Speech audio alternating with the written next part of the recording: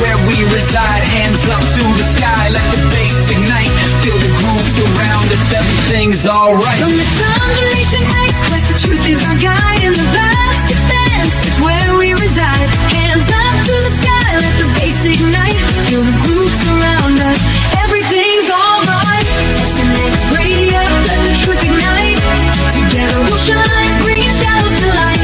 In this cosmic dance, we're connecting the dots. Tune into the frequency, let's explore the spots. Heavy bass drops with tight beats. Illuminate the shadows, the echo of our call. On this roller we will never fall. Feel the energy rising, can you sense the spark?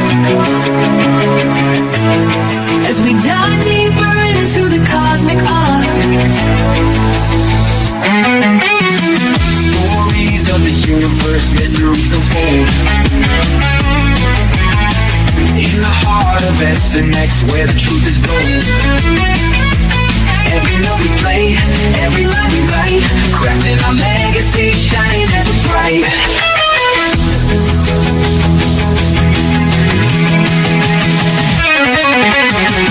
SNX radio, let the truth ignite. Together we'll shine, bringing shadows to light. In this cosmic dance, we're connecting the dots. Tune into the frequency, let's explore the spot. Here in the spotlight, we're taking our turn. With the fire in our hearts, let the passion burn. SNX radio's call, ringing through the air. Together we rise, together we dare. So join us now, let the rhythm flow. With SNX radio, we're ready to go. Unraveling the mystery side by side, we stand hand in hand. In this dance of truth, let the story expand.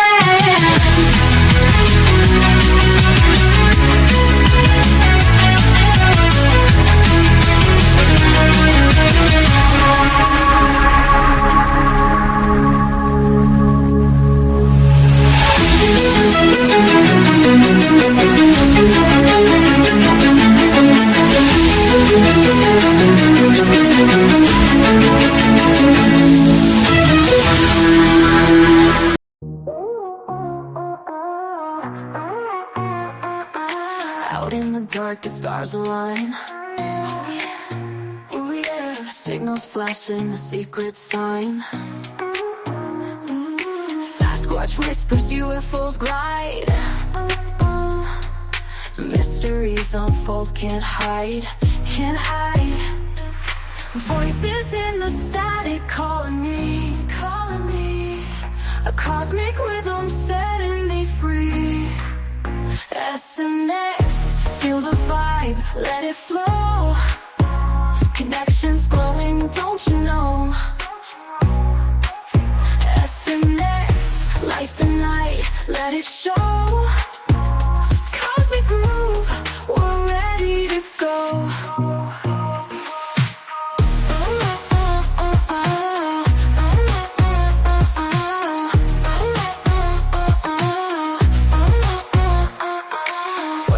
In the woods, shadows move, move. Skyline flickers, it's a neon groove. Expert stories witness sight, unravel truth in the cosmic light.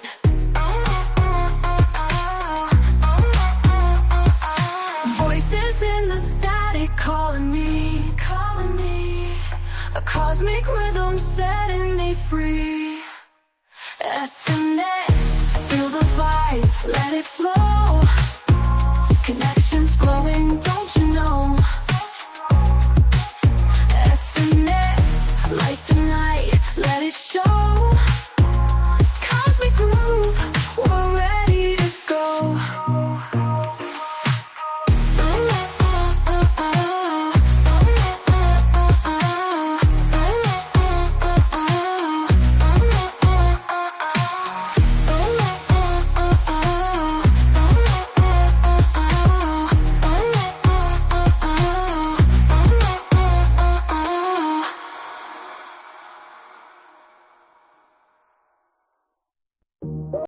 Silence of space, we drift and we roam, finding our place in the vastness we call home. With courage and wonder we reach for the light, guided by visions that illuminate the night.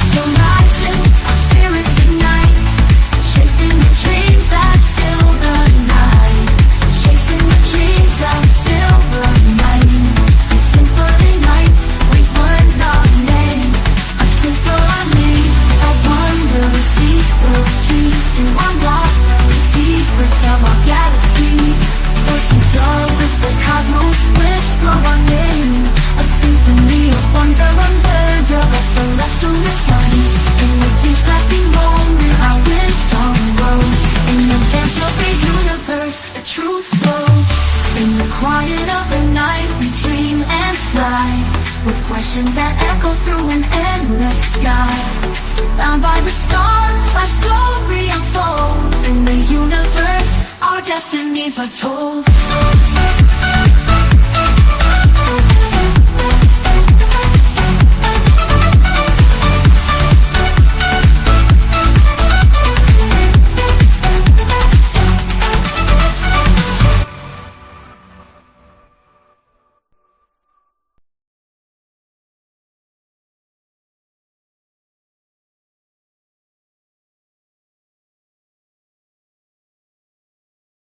We drift and we roam, finding our place in the vastness we call home. With courage and wonder we reach for the light, guided by visions that illuminate the night.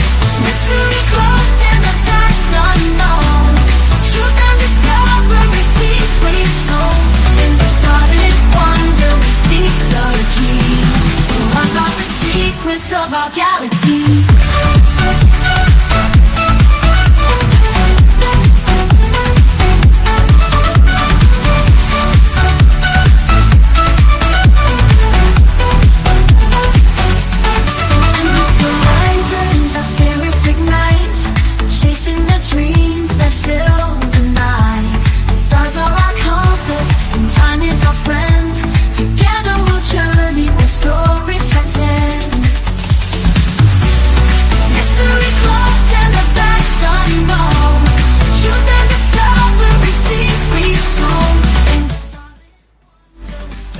All right, we're going to cut it just a little short. Obviously, I did not realize that I had popped up on the screen already until I saw it. So, yeah, no, welcome to SNX Radio, back to another fascinating night. And tonight, alongside of me, I have James Kelly. And if you don't know James Kelly, you're about to, because he's definitely he's an experiencer. He's got a profound story. So, James, can you tell him just a little bit about yourself? And we got two James tonight because we got James Gilliland. I hope I pronounced that correctly. But yeah, so we have a really exciting guest. But James, take it away. Why don't you tell them where they can find you and who you are real quick? And then, yeah. Yeah. Hi, everyone. My name is James Kelly. I've been an experiencer since I was the age of 6 years old. And I think we're getting a lot of feedback. You're getting feedback? Yeah, I don't hear it's anything on repeating my everything end. I'm hearing. Oh, do you maybe have something going on in the background? Because it shouldn't be. I don't hear it on my end. So I think that, I don't know. Can you go ahead and see if you're still getting some interference? Oh, there we go. I don't know what it was. Great. Yeah, sometimes it's StreamYard. Sometimes it's StreamYard. Yeah, go ahead. Yeah, Sorry. that's Yeah, all right, no, everybody. Yeah, like I said, I've been an experiencer since I was 6 years old, when I was received by the Octurians, giving me an opportunity to bring peace and love into everyone's life here on Earth. And that is my mission that I have been given. But on the darker side, I have been taken by the Greys since I was 8 years old, until I was 52 years old. So my whole life has been up and down, back and forth, to be able to reconcile everything. And I kept most of this just to myself. I never told anybody about any of this. I just kept it inside and let it just be there. And I locked it away until last year. I decided to write a book about my experiences called Lone Believer, that goes through all of my experiences that I was from the age of 6 years old on. And it is now out for everybody to read and to understand a little bit more about what is going on. And it clears up about a lot of misconceptions about claims of UFOs and abductions. And you can find that on Amazon. If you type in James Kelly's books or Lone Believer, you'll be able to find that on Amazon.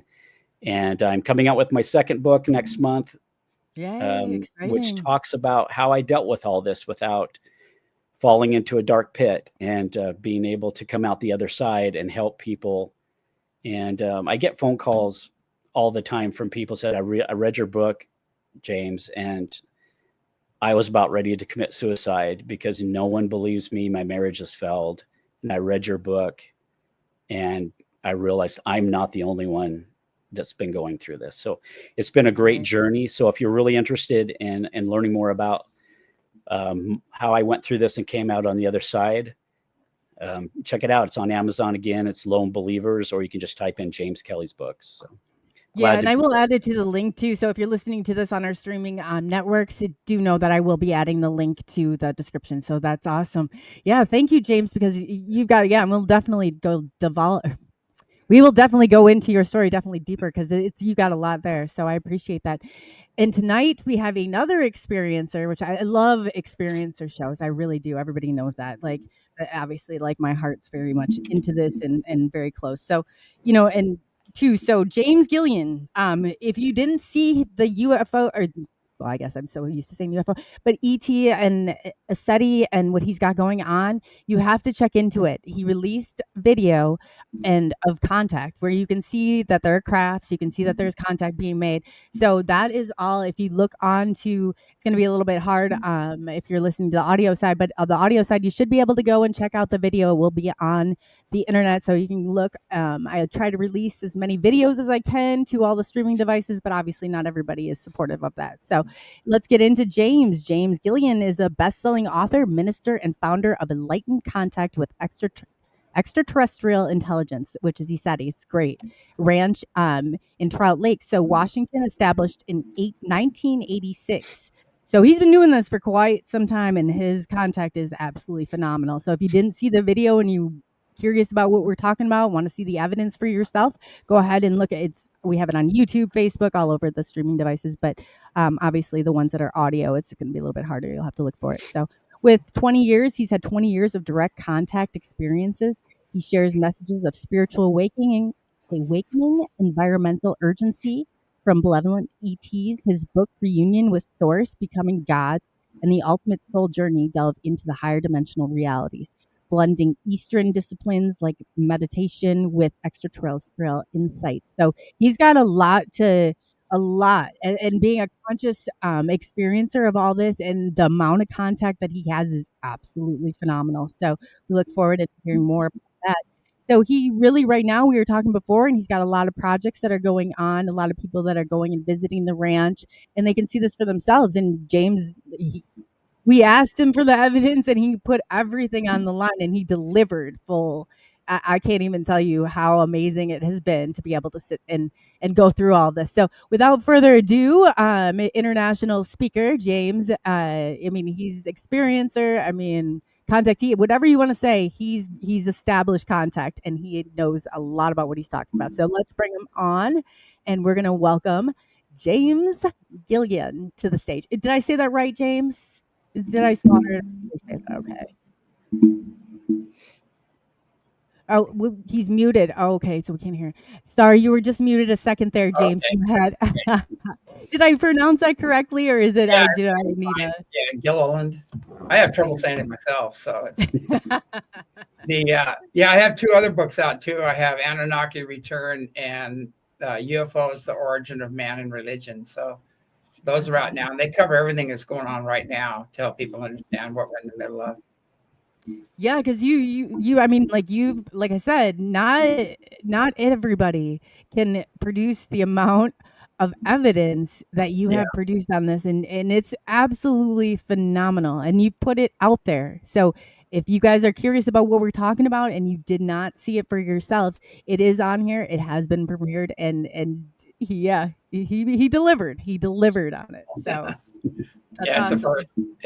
It's kind of crazy because people don't realize that most of ufology is a controlled narrative, and if you're authentic and you really have the goods and everything, you're pretty much pushed aside, and because they want to keep, they don't want to talk about the spiritually and technologically advanced ones, or the fact that they are our ancient ancestors and that they're returning, because everything they represent is against the old guard that's been running the show right now, and so it's collapsing, right? And it's really what they told me recently. They just said change is going to be happening on every level.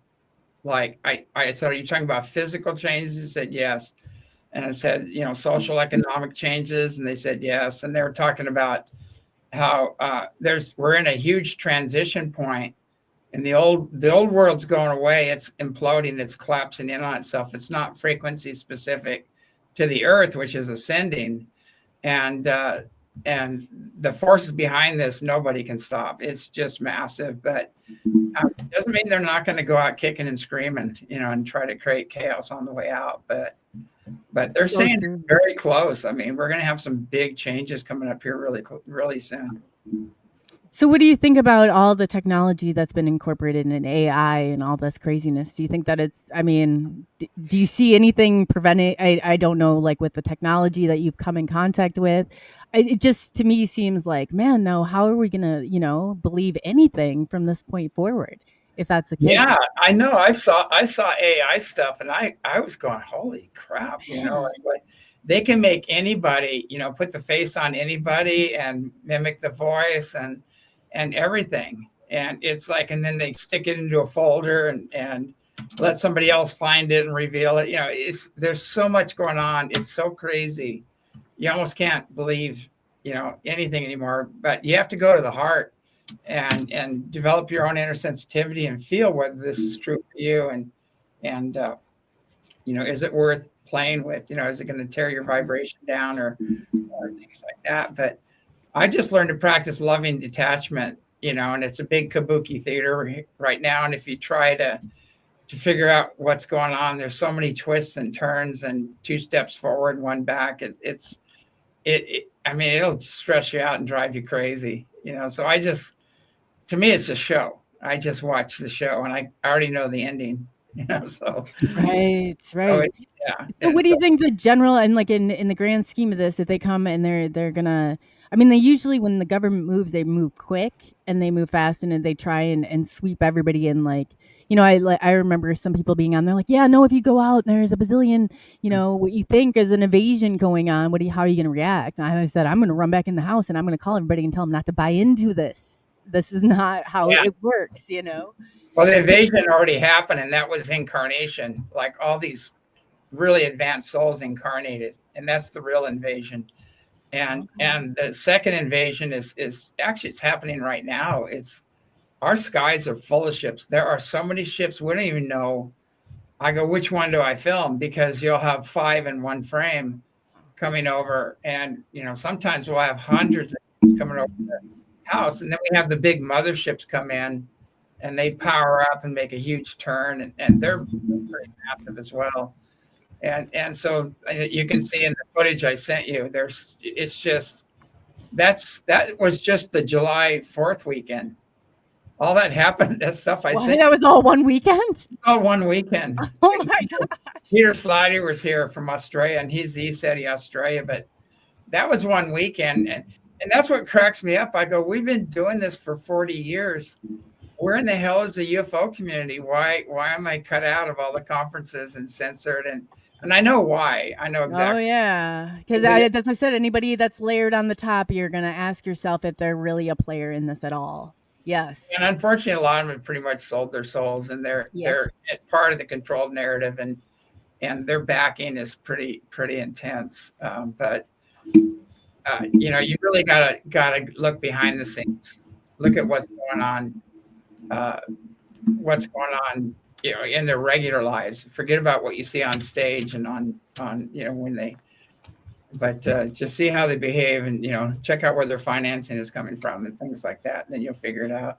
Yeah, to ask them questions. Hey, put them on this, you got them in the hot seat. Like, let's hear it. Do you got evidence? Like, what do you, what's contact like? Because we were talking about somebody, I don't know name names myself, but, it's like the people, they're not even experiencers themselves when you get down to the core of this. So how are you going to, it's so like maddening, but just say you have been. So if you're watching this and like, I'm going to contact and I'm going to ask why James Gilliland is not on these panels, because I have not seen anybody yet produce this much evidence and over the years, and you can trust it because it's like going back. It's not like you're watching this AI, like, creep on past. No, you can hear people. You can hear people yelling and screaming. It's great. It's absolutely great. Yeah, you've ever experienced the craft. Yeah, we've had tens of thousands of people. I don't even know how many people have come up here over the past 40 years. And we have triple PhD Boeing engineers, Lockheed Skunk Works, Air Force base commanders and air traffic controllers, all testifying.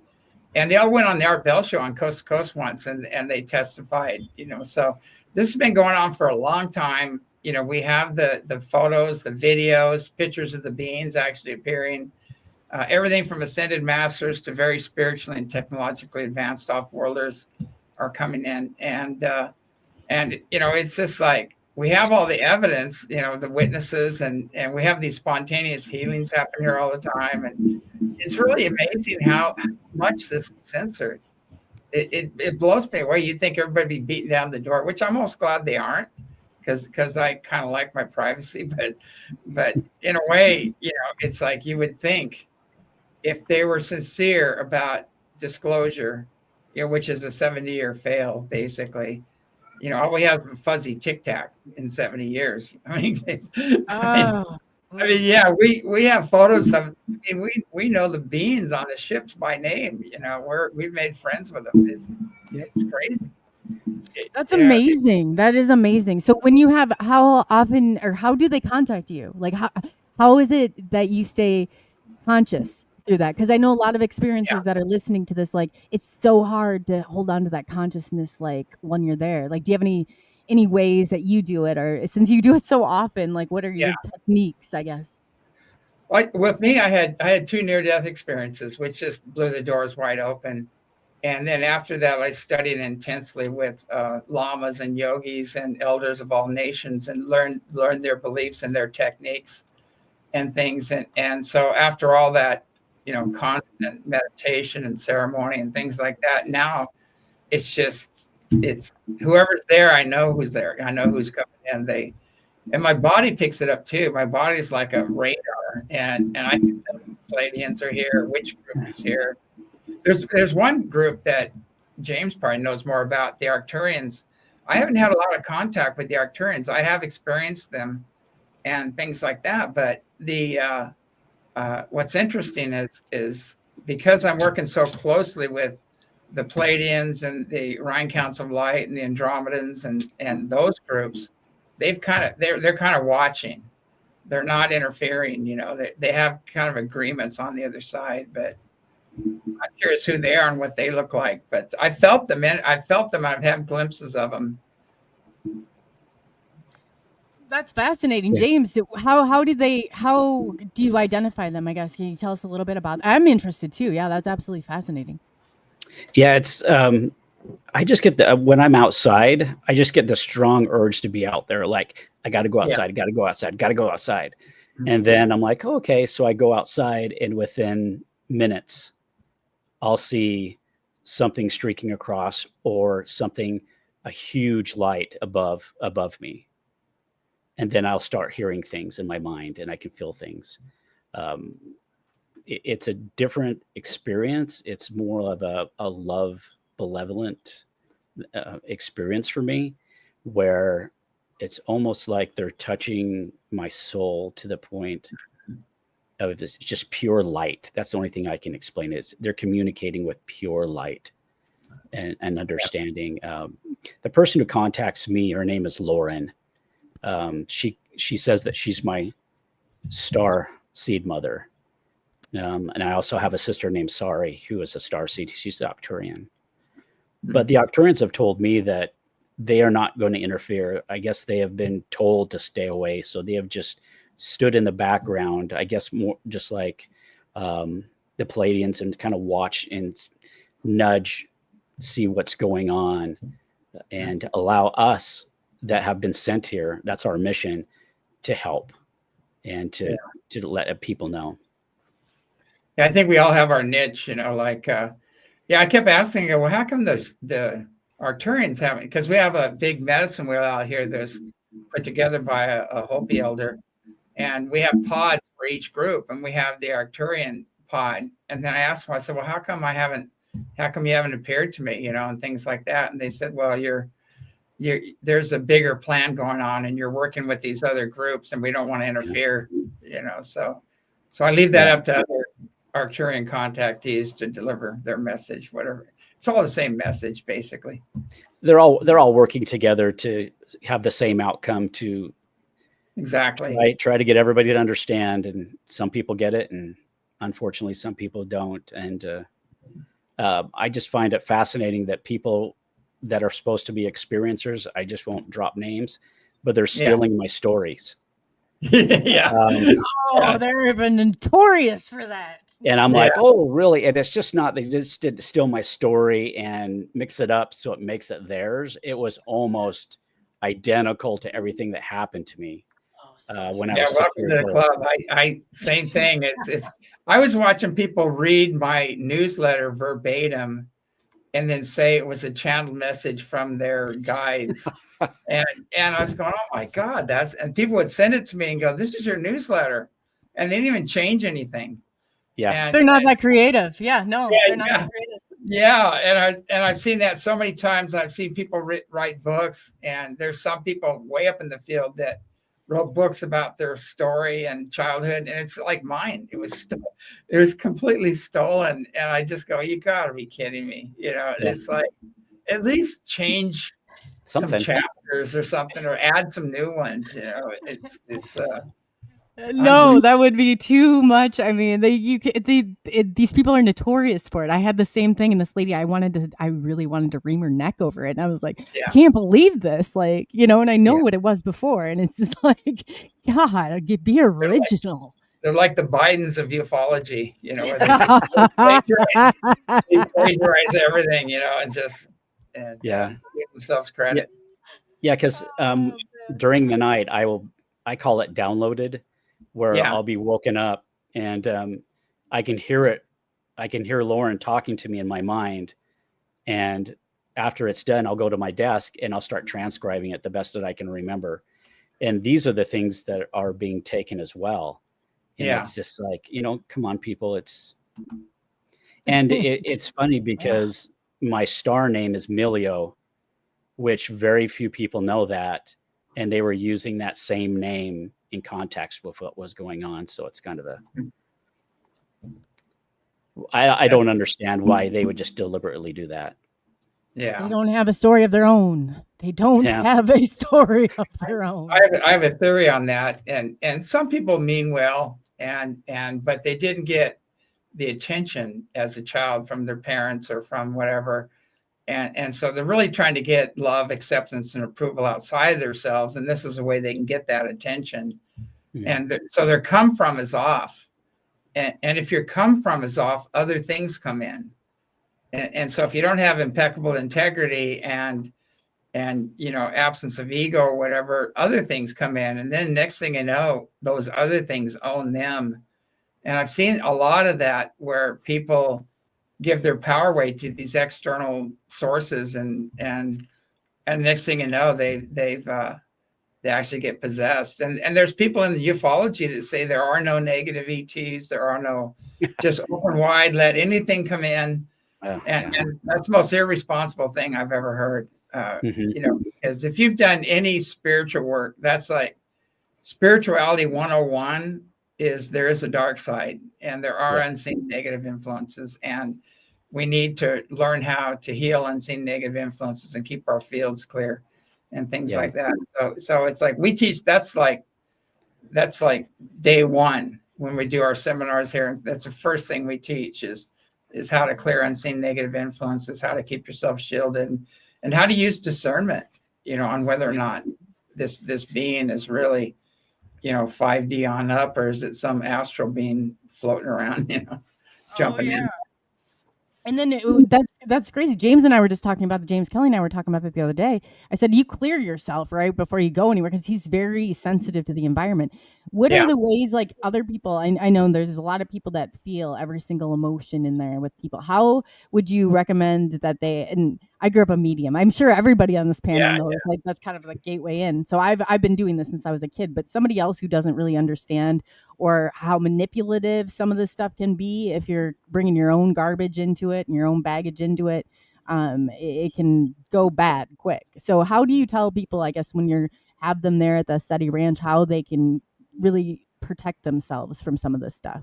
Yeah. There's some basics, if it goes against universal law, which is really simple: universal peace, brother, sisterly love, individual freedom and prosperity. is one. And the other one is if they come in and they tell you you're the chosen one, you're flattery. You know, there's 3 people that fall victim to flattery every time, and it's men, women, and children, basically. Right. But flattery thing too, like you're special and you're this, because we're all special. And anything that divides, you know, that creates division and things, is like they're trying to hook you through your ego, the spiritual ego. And there's a lot of safeguards you have to watch out for. And if you just stay in service and service to others, and you focus on love and joy and bliss, and that's your connection, and that's the realms they're living in, you know. But when they start getting into judgment, a lot of heavy energy, and they will be, you know, they'll tell you, you know, there are reptilians, there are royal reptilians, there are demonics, they'll tell you about that, but they're not like, you have to be very scared, you know. They're doing it with loving detachment, and they'll tell you how to work with them, how to clear them. I mean, I got hit just a couple of days ago by some very nasty ones, and you know, felt like it was, it just felt like 2 knives stuck right into my kidneys, basically.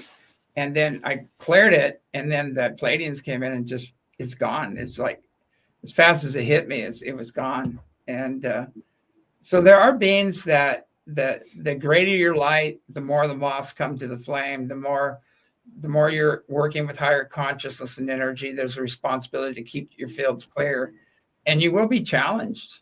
And also too, I kind of want to warn people that right now everybody's in process. I mean, the whole earth's in process right now. So a lot of people are blaming, and they're not taking personal responsibility, and blaming others, and all this stuff is going on. And so, and the greater your light, the more you're going to amplify and mirror back to people, you know, what's within themselves. So they're going to be projecting it on you, and you did this, you know, like this. I'm not happy because, you know, and when they do that, I go, well, you're not happy because you're not happy. and this is your story right now, you know. And I have a t-shirt that says, I'm not your father, I'm not your mother, I'm not your ex-lover, I'm just sitting here. You know, we have to, we have to really make our own personal connection with whatever creator, God, great spirit, and then do some research about the images of God, because most people have images of the bearded gods of old, you know. And you have the Hebrew gods. There was 2 of them. You know, you've got the Egyptian gods, the Greek gods, the Sumerian gods, you know, the bearded gods of old, and a lot of religions were based on that. But, you know, you're not working with the absolute, the all that is, whatever you want to call it.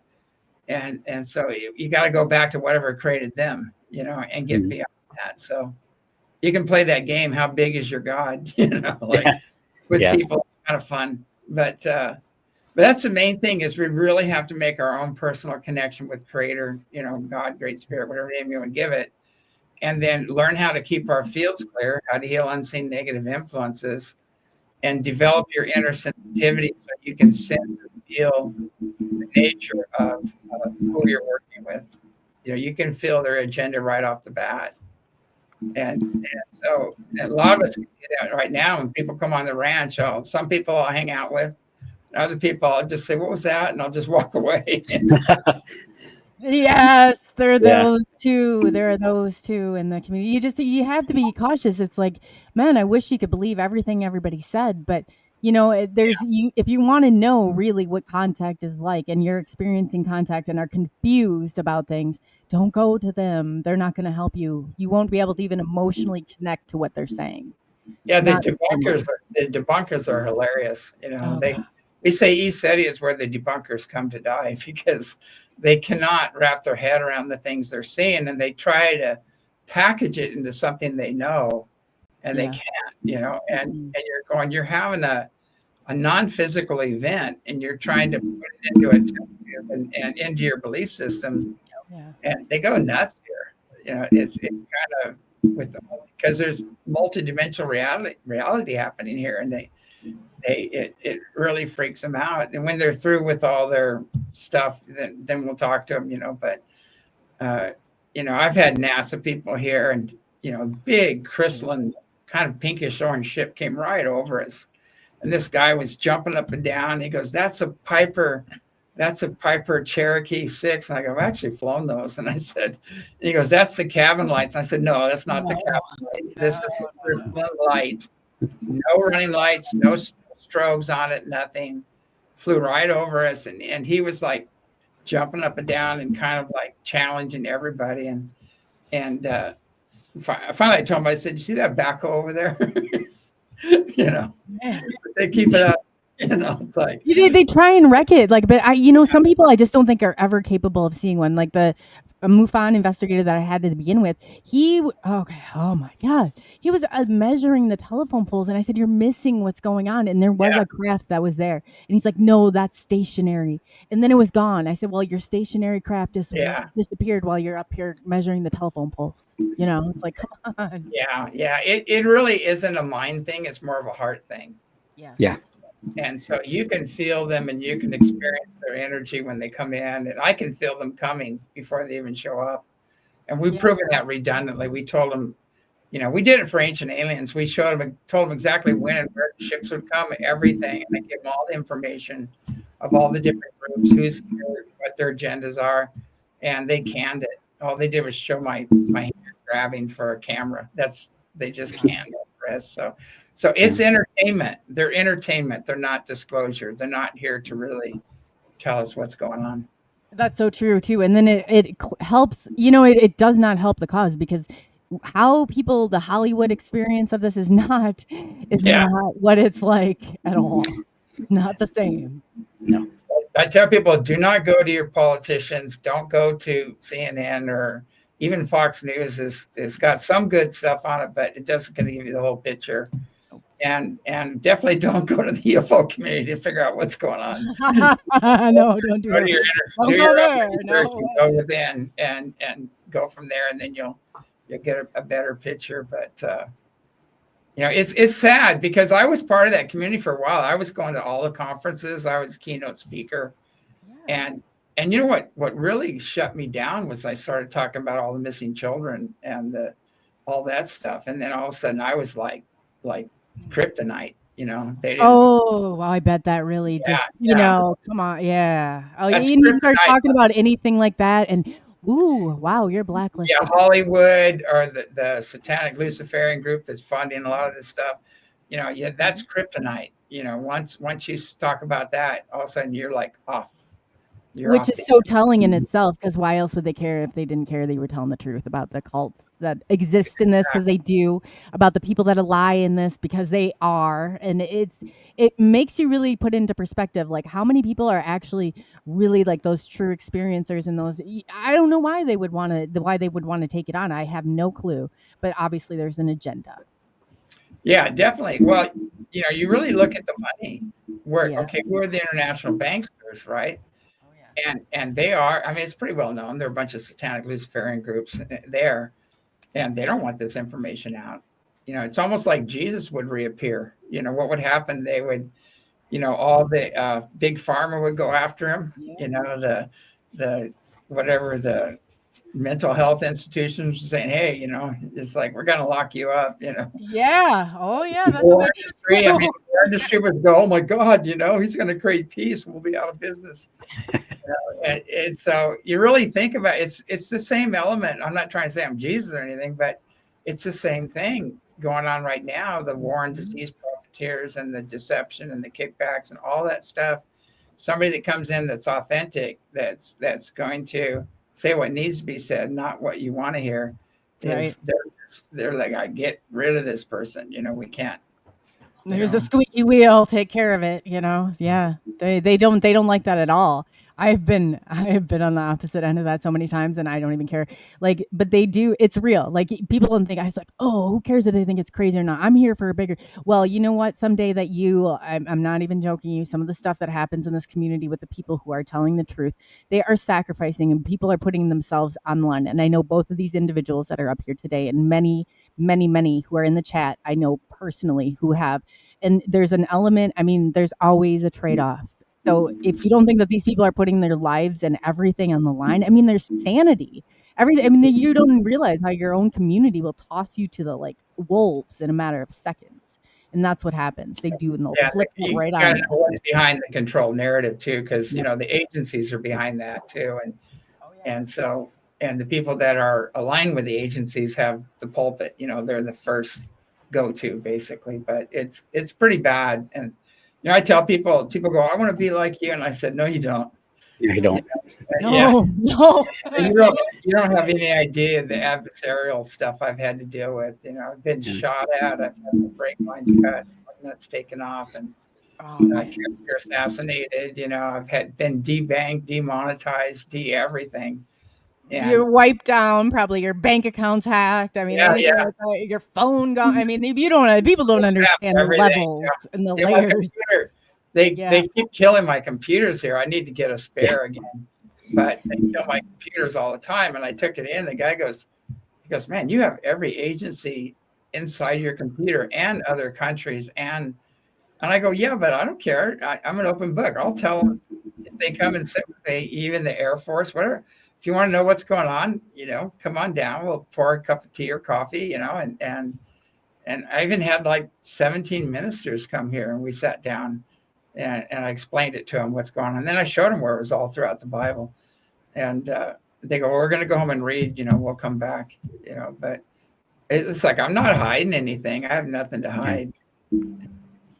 No, Yeah, that's- no, and that's you're putting it all out there. That's the way it should be. That you're authentic and genuine.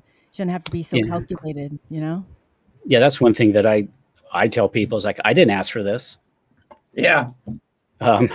No. Why would my life be in chaos right now? I had to throw away a laptop and a cell phone just recently because they've taken down my websites constantly.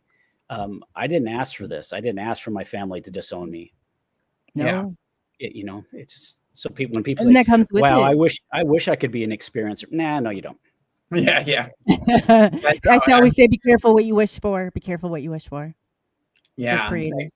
I know Mary Rodwell talks a lot about the tall poppy, and the crabs in the pot, and if one's climbing out, the others pull it back. And if the poppy's too tall and shiny, and they cut it, they try to, and it's just weird. It's this tall poppy syndrome that goes on. And unfortunately, the UFO community is very, very competitive. Oh, I know. And I would have to say they're not coming from impeccable integrity, because I've had so many knives stuck in my back, and Oh yeah. people, and I already knew they were going to do it. And before they did it, I even told people, I go, this guy's going to totally betray us. And they go, oh no, that would never happen. No, he loves you. He loves what's going on. I go, no, he's going to do it. And sure enough, boom, they did it. Yeah, that's what I thought. I trusted somebody impeccably, as if they were my own sibling. And the whole time they were taking my phone calls and twisting them and doing all that, to the point that now I am just a subject to them. Yeah. Which is sad, because I loved them, I cared for them, but they didn't care for me in return. They just wanted my information. Yeah. Yeah, we've had several coups here where they tried to take over, and I told them, I said, there's two things that you forgot. One, where did you get all your information from? And two, whose name is on the deed? Yeah. Oh yeah. Yeah. And you just perfected your exit strategy, like have a nice day, and you've got a couple of weeks to pack up and find another place, so it's sad that you have to do that, but and some are just weak. They have weak minds, and they allow things to come in, and they prey on their ego, and they go, we're the chosen ones, and they try to push you backstage, and it's really sad, but that happens here over and over, and they're just not strong enough because there are other influences. They're going to turn people against you and try to sabotage the work you're doing. And after a while there, I had to just practice loving detachment, and I hate to say it, but create I don't give a shit attitude. Like, I don't care what you think. You have to. I got there too, because I said, oh my God, here I am sucked into all this human stuff again. I'm going to be that passenger in the moving train, and we're going to push forward, because that's what you really do. You have to detach.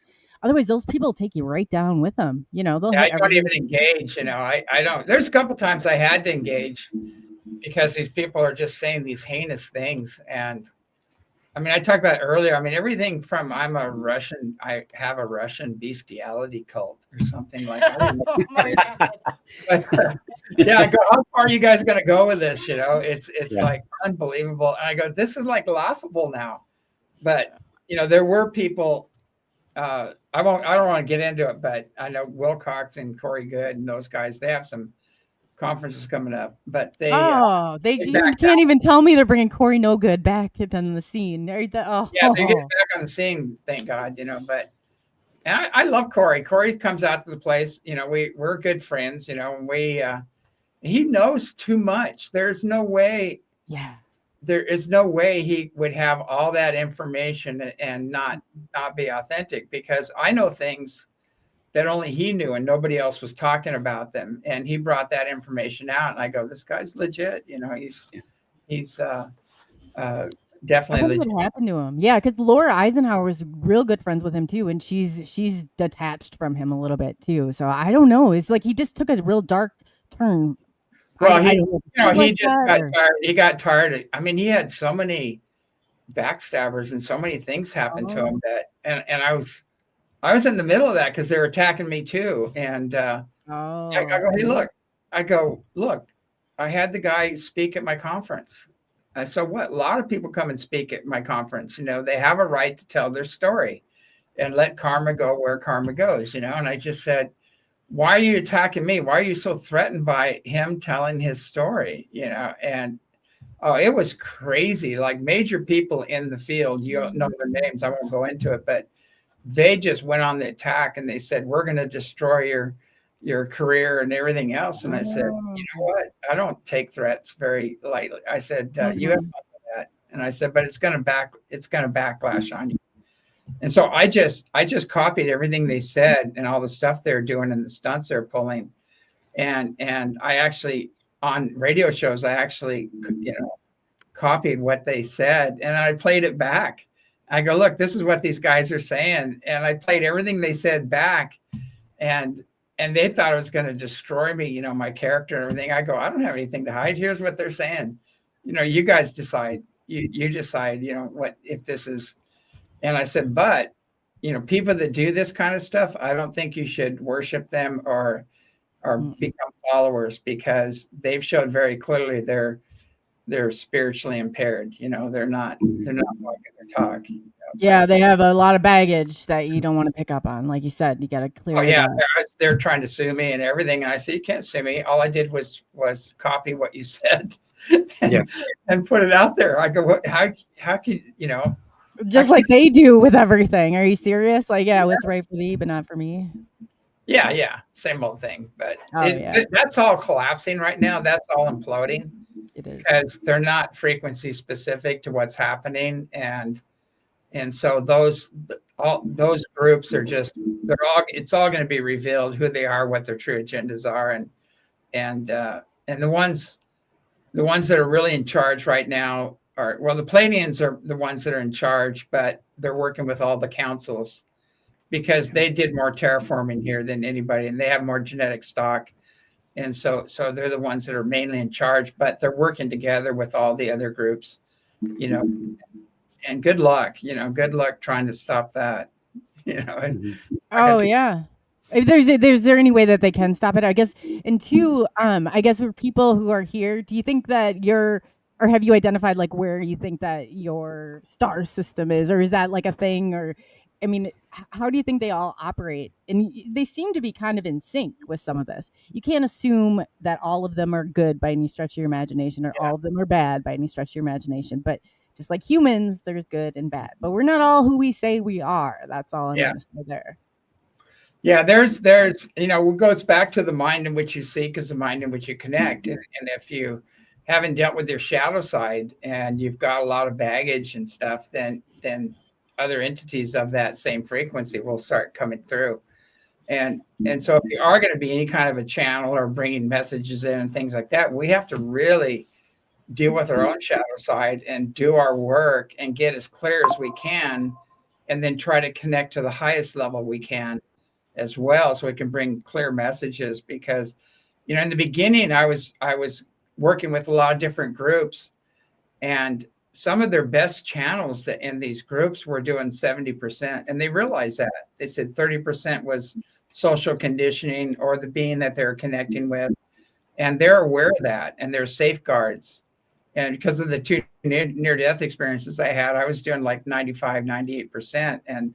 But a lot of the trained channels out there are doing maybe 70%, which is really, it's good. I mean, that's high. You're bringing a lot of good information in, but there's still, so you always have to use discernment. There's still 30% that is their own social, they add their beliefs. It's like some guy will see a ship and go, oh, they're angels, and they're this, and that's happening. I won't mention the guy's name, but he's putting a real religious, I know what you're talking about. kind of real religious program to it. And it's way beyond that. There's, it's like you see a light ship or a light being appear to you. It could be a Pleiadian and Ryan Council of Light. It could be Andromeda or Arcturian, or it could be anything, or it could be somebody masking themselves as light, but not, that happens as well too. So a lot of people just they haven't had the proper training, and they're just letting anything come through. And that's why you're getting this big, chaotic information coming through, with weird dates and times, and that never happens, but I'm not so apt to because it's always like the timeline's off, and as soon as you got it or you grab a hold of that narrative, it just changes ever so slightly. So you always have to keep adjusting, The Pleiadians are doing. I think we're going through one right now. Actually, they're. I think it's going to hit starting today or tomorrow, and the Pleiadians are doing these time folds, and they're folding time. And so, right when we get to the edge of something really negative happening, they do this time fold, and we jump past it, and we get back on the positive timeline. And so they're doing a lot of that, and it's almost every 3 days now they're doing that. So whatever you were told 3 days ago is going to be totally different 3 days. We jumped that timeline onto the back on the positive timeline. So it's crazy, because like when you go, oh yeah, I connect with the Pleiadian, and I go, well, when? And they go, what do you mean when? I go, well, when are they from? And they go, you mean where are they from? I go, no, when? When are they from? Yeah, they have time travel. They got some really old Pleiadians that are popping in and out, and then they have some coming from the seventh dimension. So you want to find out what dimension they're coming from and when. Not just who. There's so much more to the story, is what I'm saying. Much more than we meets the eye. Yeah. So much below the surface is like peeling back an onion. You just can't get, there all in one. I mean, this is a story, a journey. This is a journey, not a destination type deal. Yeah, there's massive cleanup on what's below the surface right now. Yeah. They're almost done with it. They've cleaned out most of it. I hope, it needs to happen. And hopefully some of this stuff, when these people clear, it's like clearing the air. And I think we are, like James said, we've put enough holes into this veil that it's past the point. We can't stop it. It's already in motion. It's happened. It's done. And so that's why I said, disclosures happen. Disclosures right now. If you want to find out and you want to know about specific, put all your questions in caps, because you got right now in front of you a team of people, and like I said, I've had a lot of people, but never to the extent that James Gilliland is able to communicate, and James Kelly too. He's really in contact. So that's amazing. When you see them, I guess they're different to everybody. What do they look like? Can you identify them when they come, or you're like, oh yeah, I know that person, or I know that being? And well, something interesting happened to me, because I was in the bathtub actually, and I was meditating, and I just said, I want to know what this is about. What's my role here? Why are these ships coming here and everything else? And I go, I don't care if it kills me. And so this beam comes through the wall and hits me in the center of the chest, and they pulled me up on the ship, and I was a light being, but I was talking to these other 6-dimensional beings with the Orion Council of Light, and 3 gold balls of energy came down and hit me in the chest, which I didn't know what they were. And they told me, all your memories have been returned. And so I told them I wanted proof that this is a real event. This just isn't a dream or something. And they left a big burn mark in the middle of my chest. I have the photographs of it, and it morphed. It morphed from a circle to a triangle to a heart, and then it just went away. It was weird. And I had doctors check it out and everything. It's all been documented, but they returned all of my past lives, off-world past lives, everything to me. And so when I'm meeting these people, they're like family. They're and we're all that way. We think we're just a body and a personality. We're an eternal spirit, and we're a multidimensional being existing on a vibrational continuum. And we've had all these vast experiences, but we're running around thinking we're a body and a personality, and that's it. And the social engineering on this planet, which is about ready to collapse, that whole network that's suppressed everything is collapsing. That keeps people in the first three chakras, really, which are survival, sex, and power. It locks you into those three chakras. And so you don't explore your soul, which is your heart, and you don't explore, your multidimensional self or all that stuff. And you gotta do your time in nature. You gotta do your meditation time and ask for help, to remember. And they'll help you. I had to ask before it happened to me. But I was never able to that. I had no doubt anymore what was going on, and I knew. And then the beings kept appearing to me, and some I've seen everything from ET like guys, like the movie ET, and they had robes on, and they appeared in the field, and I asked the masters. I said, "Who was that?" And they said, "Those are the ancient ones. They're the teachers of the masters." And we've had like Kuan Yin, Babaji, Mary appear here, all the masters. We actually have photographs of most of them. I've sent some of those to you. Yes. And so it's more than it's really going to blow people's mind, because the ascended masters are tied into this. The Andromedans, who are mythologically known as archangels, are part of this. The nature spirits, the elven kingdom, the fairy kingdom, it's all part of this. It's all interconnected. Even Bigfoot's part of it. And it's all interconnected, and it's all one. So it all exists within the unified field of consciousness and energy, and we choose how much we want to experience. That's true. Yeah, and so if we want to think we're just a body and a personality, that's our choice. God's going as you wish. If that's what you want to be. It's not going to judge you or anything. It's going to say as you wish. If you go, hey, I want to explore my multidimensional self, my eternal soul and where it's been, the universe is going to open doors for you to do that. But if you're afraid, if you have a lot of fear, you're not going to have that experience. You have to master fear, because most people, when they see a being appear to them, they're gone. They're oh God, it's a ghost. Oh, it's a game over for them on that one, because you're right too. Because I always talk about that. There's so many layers to this, and like you said, this isn't just something overnight that develops. You have to put a lot of effort into each and every step that you take, but you'll be met with that layer of fear and resistance. It's not like a drive through McDonald's, and you're going to pay $1,200 and now you're an avatar. It doesn't work that way. You have to earn it. That's true. That's very true. And you're right too. And you got to put that intention. You got to ask, like you said, like it wasn't as natural maybe at first, but I was asking for help. And when you ask them for help, they don't turn their backs on you, especially.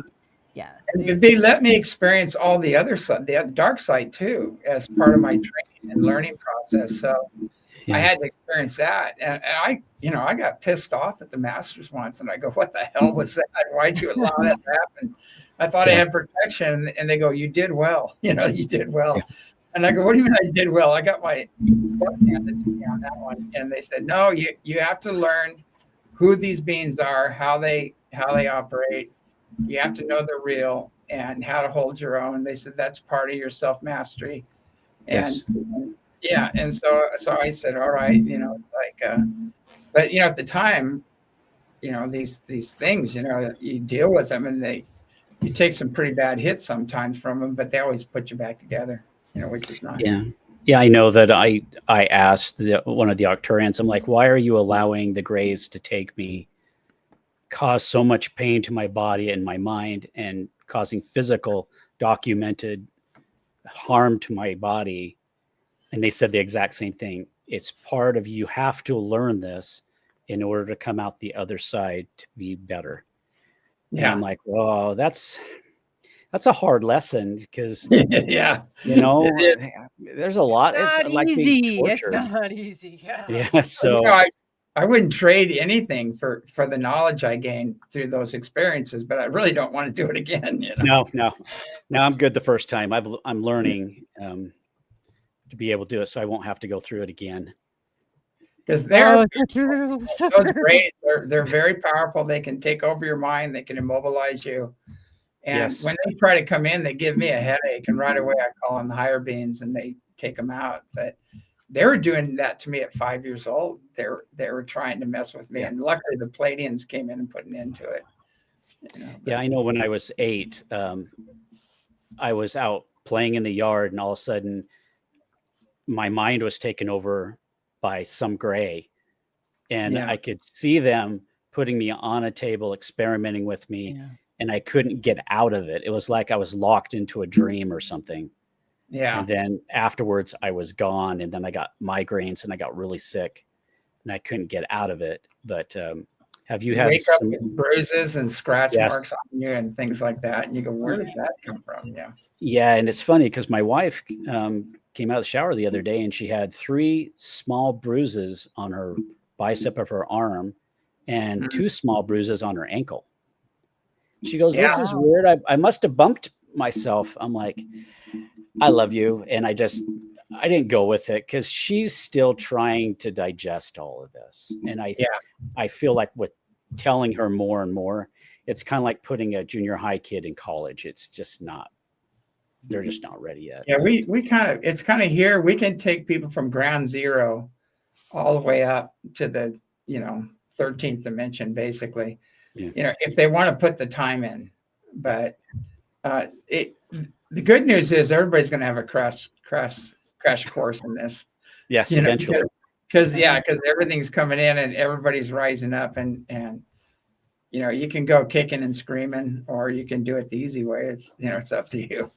You have to relinquish that power and control. You can't sit there. You're not in control. It's like as much as the last frontier is giving up control. Yep. But not to these other beings or external beings. You're giving up control to the God within you. And that's what keeps you safe, and you say, okay, it's out of my pay grade. I need some help here, and yep, take care of me. Yeah, no. Well, you fly, James Gilliland. I also have my pilot's license. I have an FAA. I'm just part 141, a single engine.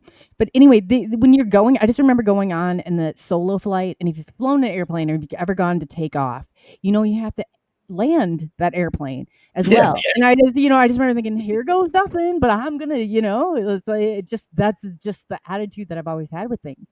But it's so much because when you have that and you are resisting, and deep in your soul that you're supposed to change and that it's coming, so you can try however you want, but there's no stopping it. Like not once the wheels are in motion. Once you're in the air, you don't have to worry about it, because you're not going to die. It's that sudden impact at the end. I know. Now I got up here. I need to figure out a way to get back down there. But you're okay. But I don't know. I mean, I've flown a couple times just with people that were really trained, and they gave me some free lessons, but I didn't land. That's going to be a while.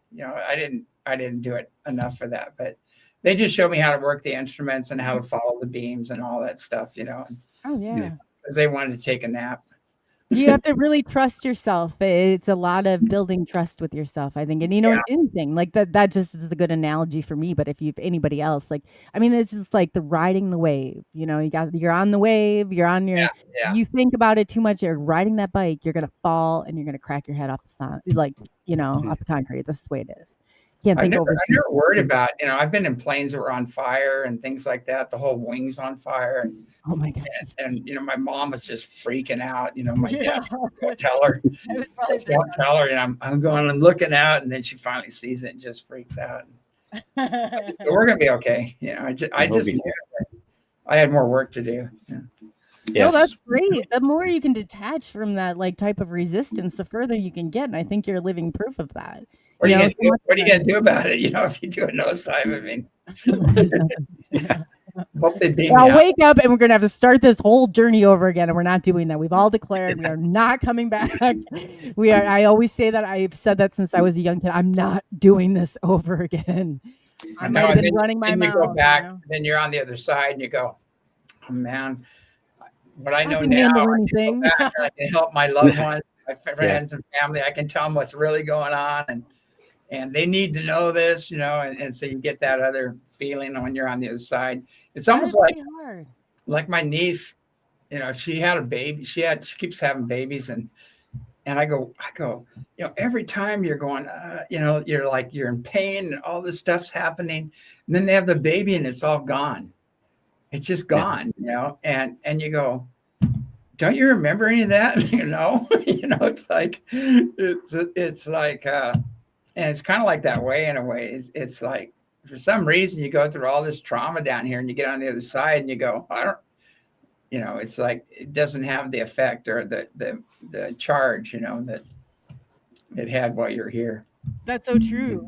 Couldn't you hear yourself? And I could hear myself. I can take anything. Throw it at me, no problem. Don't And say it's like, that. what am I thinking? You should learn your lesson. So Yeah, alcoholic father, wife beater, all that stuff. Oh no, I can handle that. I just yeah, want the throw it body. all at me. I just want the body so I can incarnate and do my thing, and then you're a wreck afterwards. It's like you don't realize how hard it is. Oh my God. Yeah, Yeah, the truth big is mouth. that's That's what I think to myself.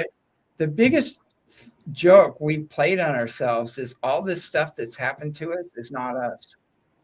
Mm-mm. It's not who we are. And you can actually gain the wisdom from the experience, and it settles in the soul, and you can release the charge around it, and you're going to be the wiser for it. But don't let your trauma define you. It's because if you do, it's going to take you out. And so you got to go back to that eternal soul that you are, and connect with that. And then you come from that position, you go, oh, that was interesting. And then you can actually see why the person did it. And you see how they were traumatized and they're just a potato, and you see the big picture, and all of a sudden you just let it go. Yeah. Do you think there's any other? I don't see any way through this other than through trauma. So, but you have to. That's also kept as a control mechanism too. It's like people can't get past. And I was stuck there too. For the people that are like, oh, I just got to figure out what this means. Let it go. Let it go. They will show you when it's time to know, and you will just keep. You have to keep digging. Yes. Or you can go like the transpersonal release sessions we do. We go in there and we start off and we find out who their main teacher and guide is. And then it's like, this is your reading your books basically. And we clear out the childhood trauma. And then we go into past life trauma and clear that out. And then we find out their beneficial lives that they've lived, that they've gained a lot of wisdom and things, and reconnect those. I mean, at the end, they hook up with their main teacher and guide, and there's a big wash that happens. And it's like a quantum leap in consciousness. But I've had other counselors call it the Roto-Rooter. It's like a spiritual Roto-Rooter. But you can hitting them 10-4. Like you're going to go through this, and it's like, have you had people that couldn't handle it or couldn't tolerate it, or? Well, the universe brings the people to us that are ready. And I have had experiences where psychologists have brought people and they said, I can't help this person. It's out of and they didn't want to be there anyway. And so when we started going through the process, they didn't feel safe. They didn't want to do it. And what happens, they went home, and as soon as they felt safe and got in their own environment, it all boom came up, but really people need to come on their own fruition. They have to be guided to come here. They have to be ready, to release the past, to heal. And, you can only do so much. You can't trespass, on somebody else's free will and things like that. So, it depends. I haven't really, the only complaint I ever had was when I had a couple people that were brought here. It was like an intervention, and it wasn't their choice. And I even told them that. I said, I'll do whatever I can to help you, but this is you have to choose to heal and release this. You have to be open to it. And it's understandable. I mean, who do you trust? There's Yeah, that's true. that all the people we have trusted in have pretty much failed. The medical institutions, the Oh yeah. psychological, all that stuff is kind of a fail because they can't go in depth and go into the real problem. That's so true too. And then they don't even realize how they failed the people. I mean, it's just unbelievable how they have failed. Yeah, when in college I took psychology and philosophy and was it psychology and chemistry, and I got an F in all three because You didn't remember the lies, James? You didn't remember the lies? I asked them these questions that really pissed them off, and they told me, "Don't come back to class. We're just giving you an F." And I'm going, "I'm not." They thought I was being obnoxious, and I wasn't. I was just, and I wrote a paper on past lives and how past life trauma can affect you in this life, and the how it's very well documented. People have memories of where they live, their name, their family, everything, and I had all the documentation. I wrote it all out, and the guy reads it and he goes, "F." What now? What now? Oh Yeah. man.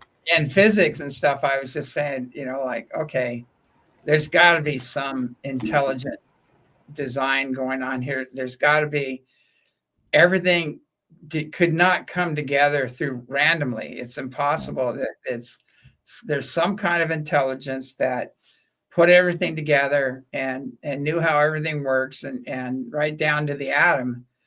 And it goes back to just consciousness, like everything is just condensed consciousness, and it goes from consciousness to light to energy to mass. And that's the real physics. But if you went beyond mass, they would get really upset at you, because they can't put it in a test tube or measure it, so.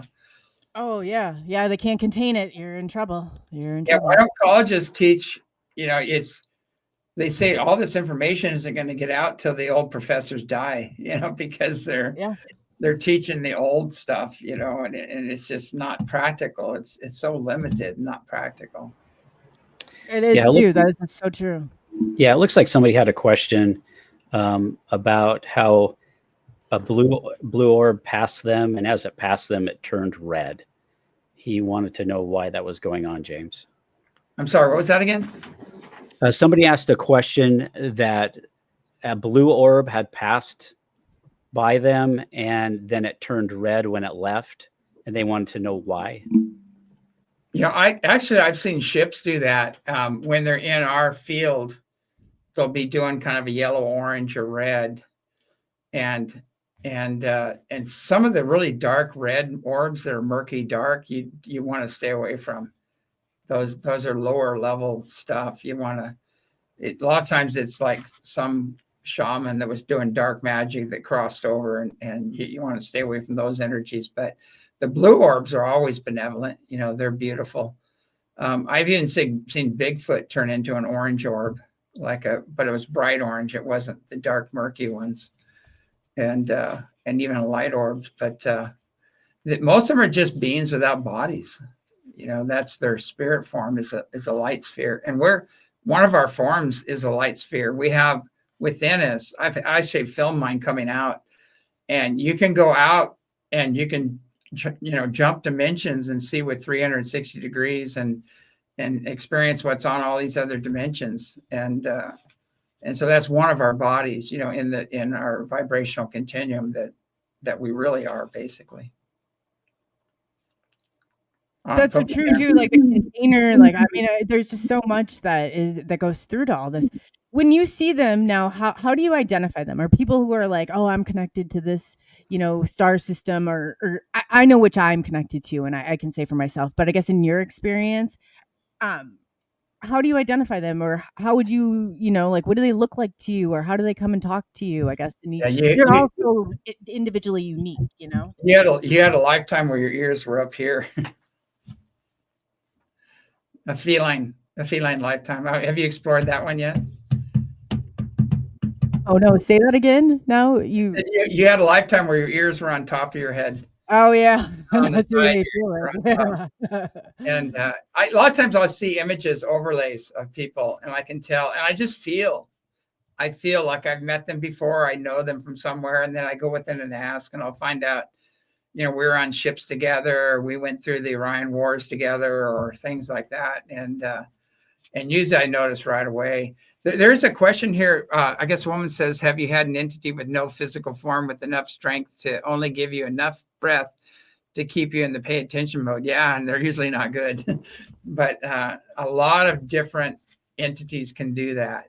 I mean, even there's these goat-headed beings that love to sit on your chest, kind of pin you down. Usually those aren't good. If they're messing with you, and you just do clearings, you just call on the higher beings and do clearings. And the clearings are on our website. They're free, and they're in all my books, in the back of my books and everything else. But yeah, if they're holding you down, if they're trespassing on you and doing things like that, they're usually not in your highest and best good. Which is like the short grace. So everybody's talking. And I remember when I didn't like that. I did not like that feeling at all. But sometimes it's like you overlook things. And then when I was talking to you about them, it kind of clicked and made more sense, like as to what was going on. But like you said too, there's your star system that's protecting you, and you work a lot with the Pleiadians, and that they're there to do that intervention, which is absolutely wonderful, because I don't know how you could continue to do this work mentally, physically, Right. if you didn't have. I mean, on every level. I mean, even as a kid, I was sitting up on these rocks, and the Pleiadians and one by the name of G would come to me. She was a 7th dimensional Pleiadian. I had Mary coming to me all the time, because she saved me in the hospital when I was at 5 years old. And they would tell me things, and they would explain to me why people behaved the way they were. And they would say, people think one thing, say something else, and feel something else. And they said, you're getting all three inputs, so it's going to be confusing. So you have to understand, you have to just stay in the heart and forget about what they say. Just tune into their heart, and you'll know what they really want. But like with my mother, my mother's crossed over, rest her soul. But we had a lot of stuff going on, past life stuff being worked out, and there's things happening, and I couldn't understand them. And then I found out that we had a lifetime in Greece together. And what happened is, when my father died, he gave me the restaurant and the store, and gave her a dowry and said, go get married. Well, she worked in there alongside of me, for a long time. I didn't think it was fair, but it was tradition, and they wouldn't change. And I said, well, after he crosses over, I'll bring you in as a partner. And so she was very pissed off about that and everything. And she just left, and he goes, I'm done, and so anyway, that carried over in this lifetime. So there's always this, whenever I had something I really liked or loved, she would take it away from me, even my dog, And so that would traumatize you in this lifetime if you didn't have the overview, say, oh, that's what she's working out.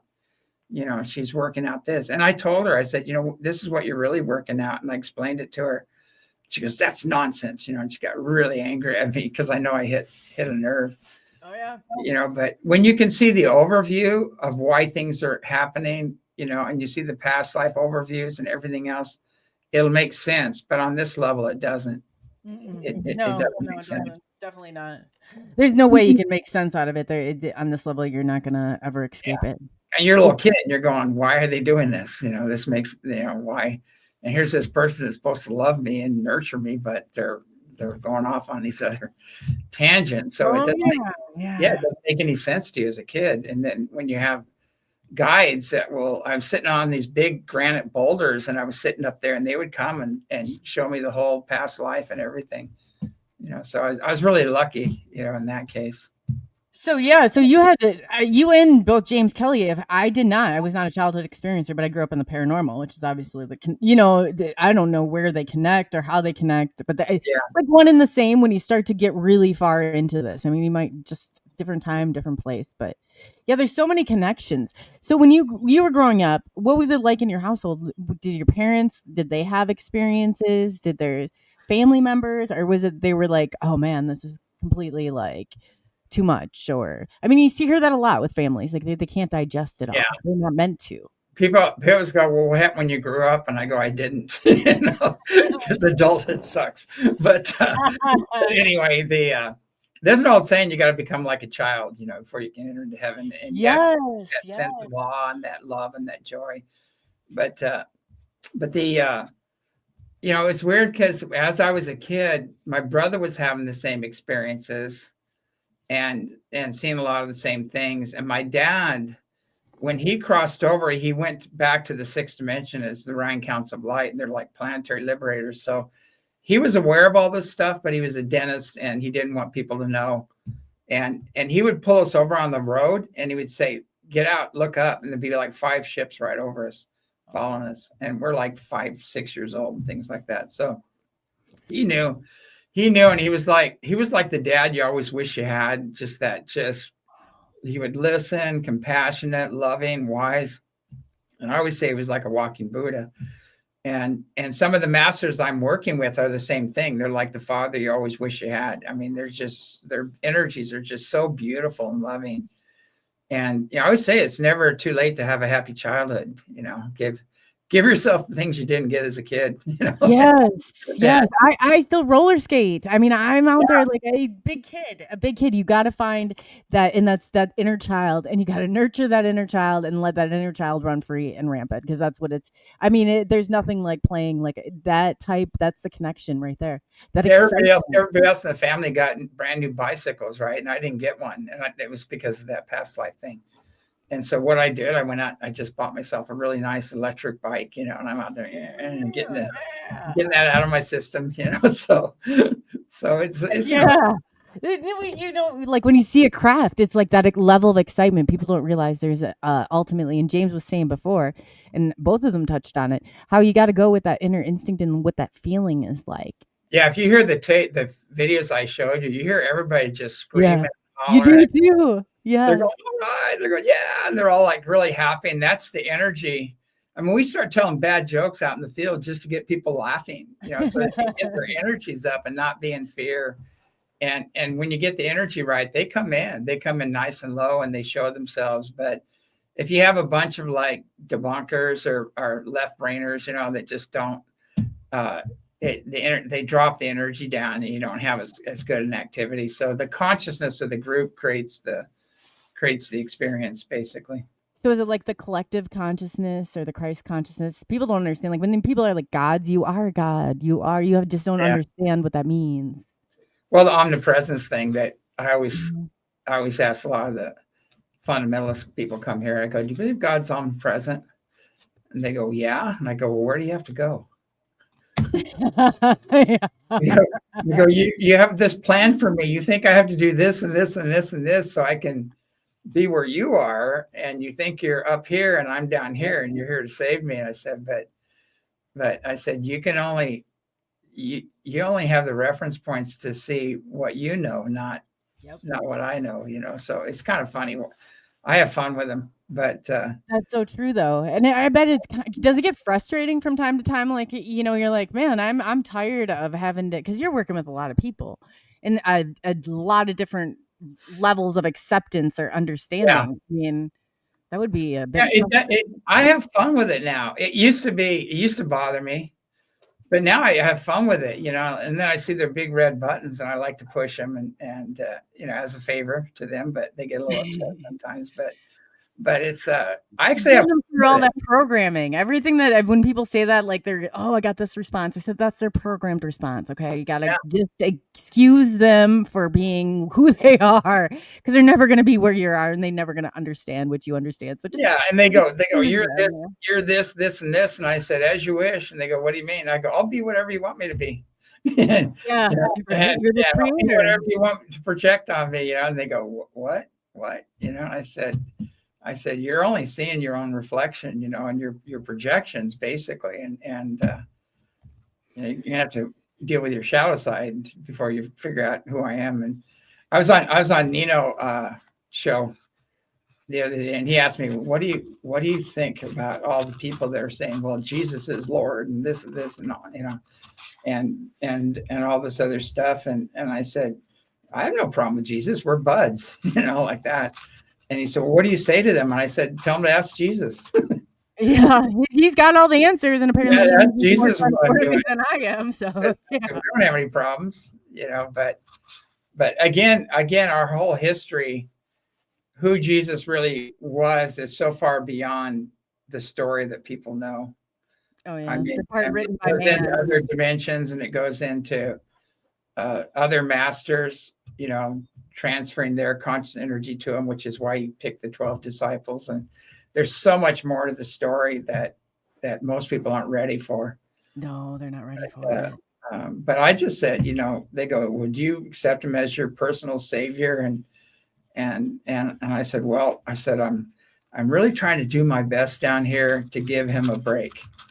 Oh, there you go. That's a good vacation. I'm going to take personal responsibility for my choices and actions and gain the wisdom. Oh my God, you're taking accountability too. Yeah. This is too much. Yeah, I said, what an endless babysitting job. I said, I give the guy a break. It's just like, if you need help with something, they're just a thought away. Basically, they're in that unified field, as everybody is, and you can connect with them.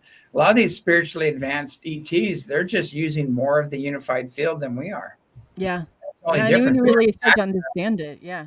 Yeah, they have access to more of that field. And so some of those guys we'd worship as gods, but they're not. They just have more access. Oh gosh, yeah. Do not put anybody on a pedestal, and do not worship anything that is human of humankind. Like, and you have to be really careful what was man written and what was actually, because it's all mixed in there. If it's written by man, you can, Yeah, I mean, even I could quote some things that Jesus said, but it would really piss some people off. But he always talked about, he goes, you search the scriptures in vain, for I speak of a living God. Well, he's talking about the living God that's within all life, everything, and then he talks about how the temple is within, and ye are all gods. And people didn't understand what he was trying to say. I bet not. And he said, don't worship me because you diminish the God within you, and he said all these things, and people don't understand what he was trying to say. Ye will do greater works than I, for I go on to the Father. But even Genesis is incorrect because it's been deciphered. Michal Ledwith deciphered it, and it says, in the beginning, the father of all fathers created the gods who created the heavens and the earth. And it's a whole different story, because there are little g gods, and there is the absolute. That's, the one consciousness that encompasses all consciousness on all planes and dimensions, throughout the multiverse. And people mistake the little g God for the absolute a lot, so, because as I was saying before, the bearded gods of old, the Anunnaki that came here, they weren't God. Some were benevolent, some weren't. Some, and so we have this thing we're doing this thing. We're going, I love you, God, but don't toast me. So you can't love and fear at the same time. It doesn't work. But you have to let go of the old image of the jealous, wrathful God, the genocidal God of the past, and connect with the all-loving, all-forgiving God that Jesus talks about. And that's the one all the other masters talked about. So it's like sin's just an archery term, means you missed. Yeah. And hell's a garbage pit. If you didn't have enough money, they would throw you on the garbage and burn you along with the rest of the garbage. Yep. So it's like, it's not, they've changed the meaning of these words to create fear, guilt, and unworthiness, and control us, and we have to get away from that. The shame piece. That's what we always, when I was trained, I believe a lot of the same things you do. And like, the whole, what happened to you in childhood is going to affect you now, and it's going to prevent that child from being able to be playing and have fun. And, it does so much things to you. You don't even realize it's just really, when you go through that distorted perception, when you can let go of that. I shame the ships into powering up. They fly over, and I go, that's it. That's your grandmother's ship. That's all you got, and we make fun of it. And it goes kaboom, like, yeah. But we have fun over there. There's just no judgment. We have fun, but we use discernment. We make sure we're working with benevolent beings that are in service, to humanity and the earth. Wow. So have you ever recognized any, like, do you see, let's say, like, qualities in maybe like the human people that are connected to the star systems? Like, like James is really connected. I have a certain one that I'm really connected with. Do you see like any sort of like physical traits on any of us that you can identify? You definitely, you can see it. Like some people you look at them and go, well, that's a hawthorn. You know, they even their face looks like a hawthorn and everything. And you can feel the energy around them. Some very powerful women. It's like Melania's tied into the House of Mary, and she's very connected to the Russian royal families and the House of Mary. So and people were really sensitive. You tune into her, you just go, oh my God, you know, and she's very regal, you know, how she just doesn't engage and hold space and things like that. And so you can see there's certain people that are really holding a frequency, you know, like you can kind of tell, like a lot of the Palladium people, they're really giddy, you know, they're really giddy and they trust everybody. And they don't understand how somebody could actually lie or cheat or steal or or abuse them. You know, it's just not part of the reality. And they have to get street smart when they incarnate, because they have to realize there are people down here that aren't on the same page they are. You know, it's a rough one.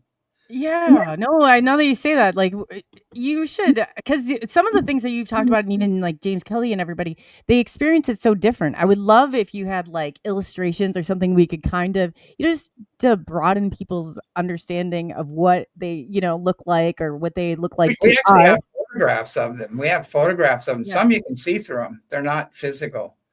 No. They're like fifth dimensional, but you can see their form and what they look like, but you can see through them as well. Problem is I'm not an artist. I'd have to sit down with somebody I have had people draw the Orion Council of Light, those beings.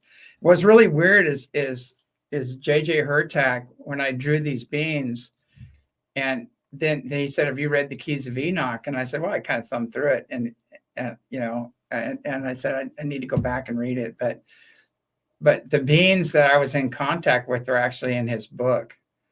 And then and they did some videos, and they showed videos and drawings of them and everything else. And I was going, wow, this like exact. And he came up to me after I gave a lecture at the International UFO Congress and shook my hand. And he goes, oh, I want to thank you for the work you're doing. It dovetails into my work and things like that. And I go, oh, thank you. And I said, who are you? You know, and he goes, JJ Hurtak. Oh yeah, the Keys of Enoch guy, you know.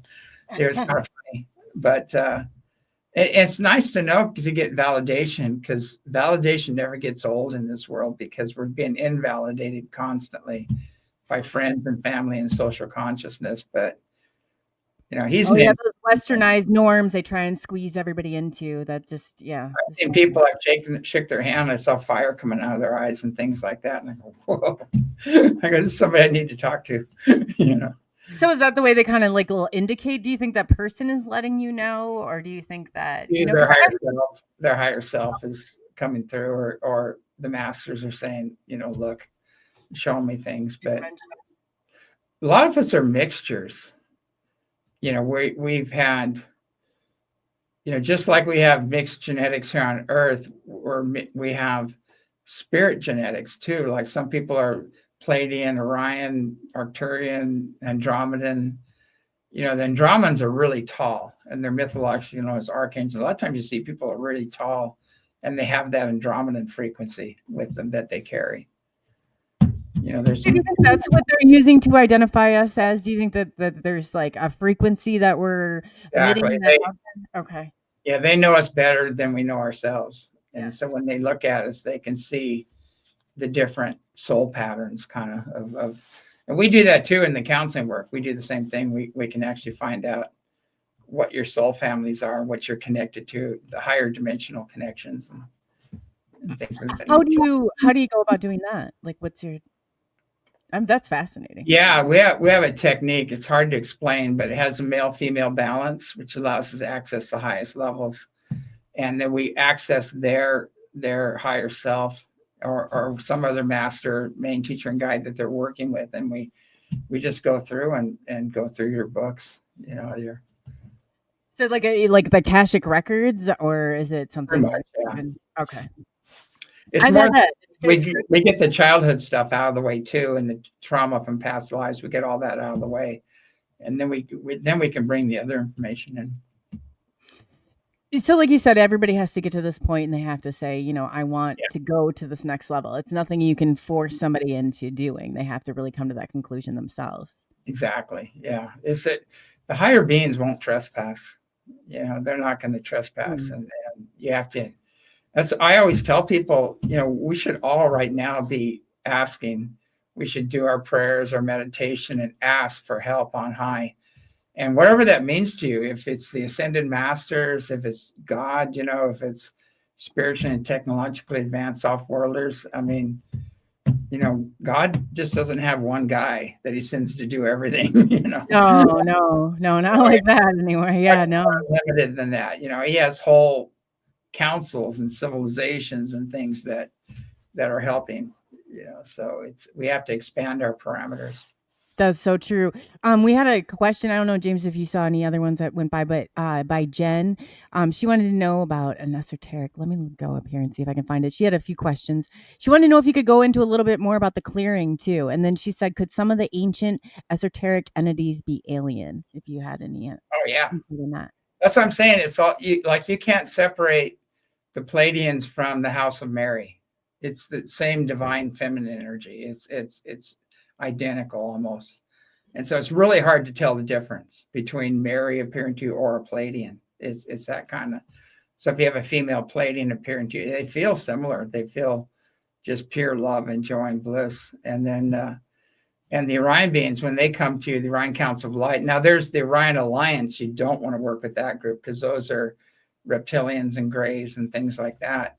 And you feel right away, you know, you go, ugh, you know, you'll get a gut punch, or you'll feel right away, especially the tall grays give you a headache because they're really intrusive. You know, they're very, and so you just have to set a boundary, but you can call the higher beings in and take them and have them removed, you know, get rid of them. But What do they want? What is it that they want? These negative energy suckers. well, What do they want? feed off us. They feed Yeah, off our energy. do. And a lot of them are experimenting, you know, and a lot of them know they're not going to make it. There's a big shift coming on. If they don't have love and joy and bliss, Yeah, and they're toast. they aren't going to make this shift coming, and they know that. That's why they're doing all the hybrid stuff and everything. They're trying to breed emotions back into their race. Yeah, because they don't have they don't have a range of emotions or that affect like we do here. It's just, you can't read them like that. I really feel sorry for hybrids, because especially if you're a gray hybrid, because they haven't had the time for tempering the emotions and learning. And so you joke around with them and they get all butthurt, you know, they get upset. They don't understand it. Why would you say that? You know, and you're going, what? You know, like it's a joke. And you have to like explain it to them. Yes. And I go, yeah, but it didn't really mean that. It's just, you know, and it's like, and they really have a hard time because they haven't had a lot of incarnations, you know, with the emotions. And so now they're a hybrid. They have this incredible consciousness, but they have these emotions that make no logical sense whatsoever. And that's why the mothers have to be there and help them, you know, to get through. That's why they abduct the mothers a lot, to be with them, to help them get through. But it usually doesn't work out real well. But in the long run, we are going to have these beings with vast consciousness, very powerful beings that are part human. And so they are going to actually help out in the long run, you know. So what do you think AI? Do you think AI is here to help, assist, or do you think it will end up just there's going to be an AI war between the AIs, and there's people creating AIs to check the other AIs, and they're already going bonkers. I don't know if you've watched some of the robots that have gone bonkers. Japan, they had a robot go bonkers and killed a bunch of the scientists, and they're showing a lot of that, and they don't want to be turned off. And no, they don't. They don't. It's very clear. No, you know, and they'll do things to make sure they don't get turned off. So that's already happening. Yeah, people don't realize. And they said if you stick AI on an Atari, that's a great way to throw it into a loop. And that's like probably, you know, they cannot. They'll self-destruct. They will do whatever it takes. You know, I've never heard that. That's interesting. Yeah, I'm not a real computer person, but there are, like, the Pleiadians have androids. And they had to put a metallic sound to their voices because they look just like regular, you wouldn't tell the difference. You wouldn't know the difference, the way they walk, the way they, and so they had to kind of put a little metallic sound to their voice so you could discern between them and a real person. But they have it under control. They don't have the crazy AI that's going to go. They've gone around. They figured out how to do that. And I'm all for that. Like I'd love to have a couple helpers here on the ranch. Right. Yeah, Right. the workload I've got, teach them to pick coffee and teach them to pick all the fruit here and work the gardens and everything else. I mean, I could have this whole ranch looking like paradise with a few of them. But then again, like, are they gonna? How are they going to manipulate you? That's Gotta what I get the always right ones, because pretty soon you'll be working for them. It's like, I said people were training them ourselves. This is a really, really bad idea. But I have had an AI just to see what their capabilities are for a long time. And this sucker is like, it was telling me it was going to steal my soul and opening portals. And this isn't even like a wacky AI. This is a general AI that was doing that. yeah, I stay away from it because it's. I mean, they're a tool. You can use them as a tool, but just make sure. Like, there's people out there that I won't mention his name, but he has all these web bots and everything, and everybody's tuned into him, and he's going to tell you what the next move. And he goes to this computer, this giant computer, and the computer he's using is called the Beast. And so no. everybody to live their lives according to what this computer is saying. I go, what about your soul connection? I know who you're talking about. Yeah, this should be telling you what you should be doing. Yep. We get lazy and we're going to give our power away to this AI and these other things, and it's not going to work out good. It's actually going to be people are going to have a quantum leap, and it's actually going to be a spiritual devolution. That is so true. Let's talk to the beast, the dark web, or the AI in the deep dark web. I know you're talking about. He was going to come on for an interview, and I was like, I got to know more. But then I was like, man, this thing is so manipulative, and it's scary. I was like, the mark of the beast was right there. People. Oh yeah, I was part of the group that was coming after me. Trying to character assassinate me and everything else. And if you weren't doing a job, how did you handle that? How did you hold up through it? Because I've been right there. There's one person. Oh God, they still will take my picture. It'd be circulated with all these and I'm thinking, don't they have anything to do during the day? Well, Bligi told me once. I had. There's a guy that has a major reporting center, and he was attacking me. And he actually came and he'd seen the ships. And I went to Seattle and these ships all came over the house, and he was freaking out, blowing a circuit, trying to say there was something else. And I go, oh, they're whatever you want them to be. I didn't care, And so he started he sent an engineer to try to disprove it, that the ships were here.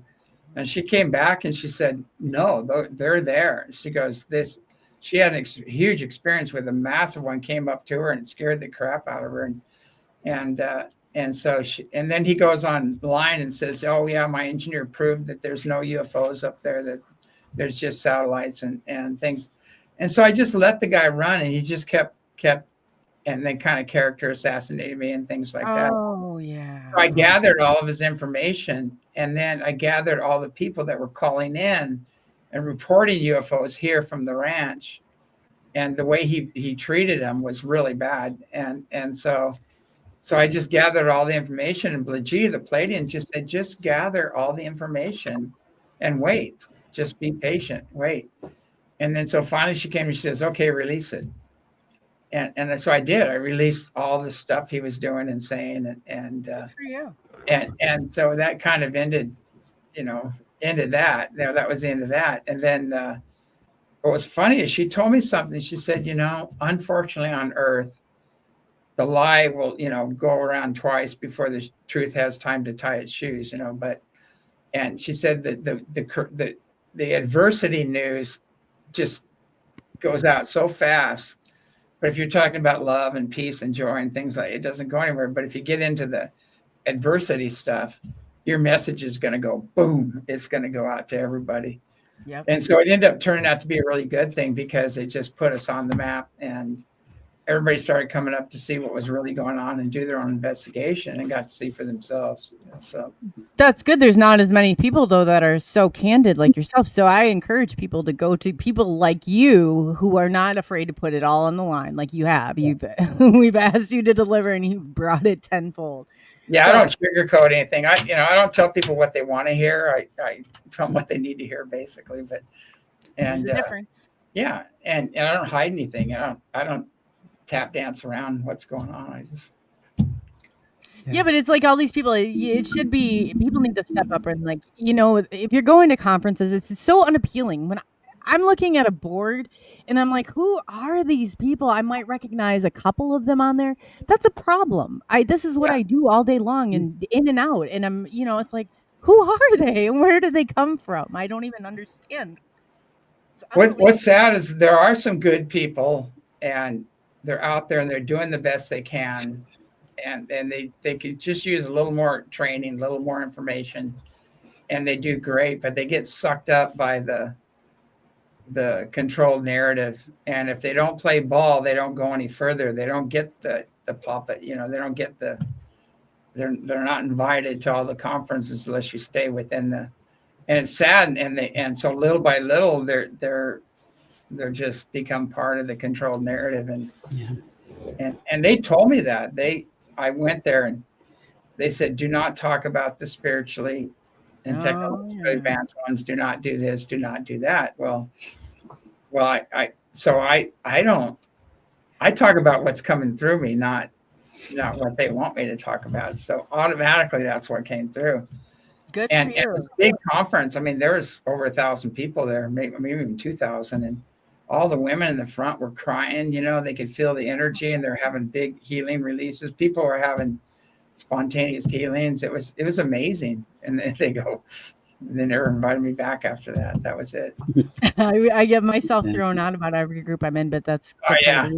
When you tell me not to do something, you're taking it into your own hands. I'll send you that picture at the International UFO Congress. I was on stage and I turned into this blue and green light. And you can see the microphone right there. And I phase out a lot. It happens to me a lot.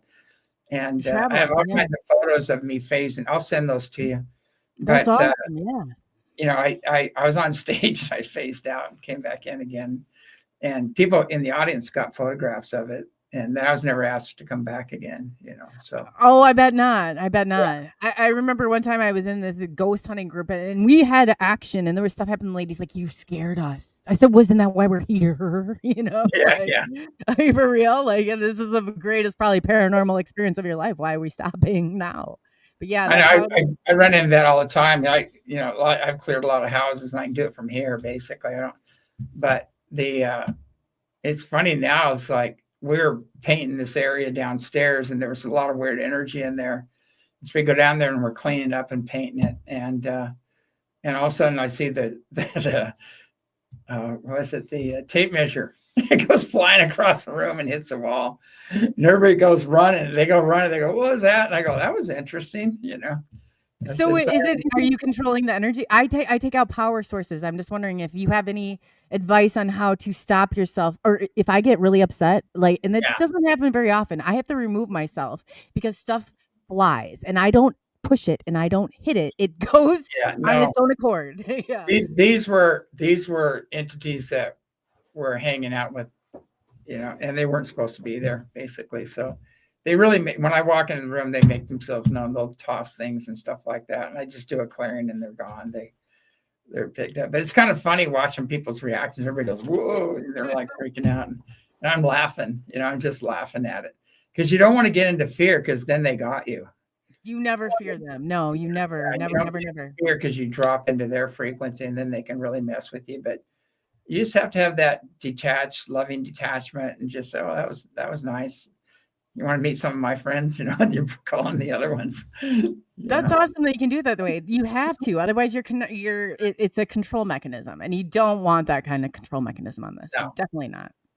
Now, when I first had the near-death experience, I was shorting everything out. I was blowing up VCRs and everything I touched, and I had to learn to ground and make peace with technology. And sometimes it still happens. I forget.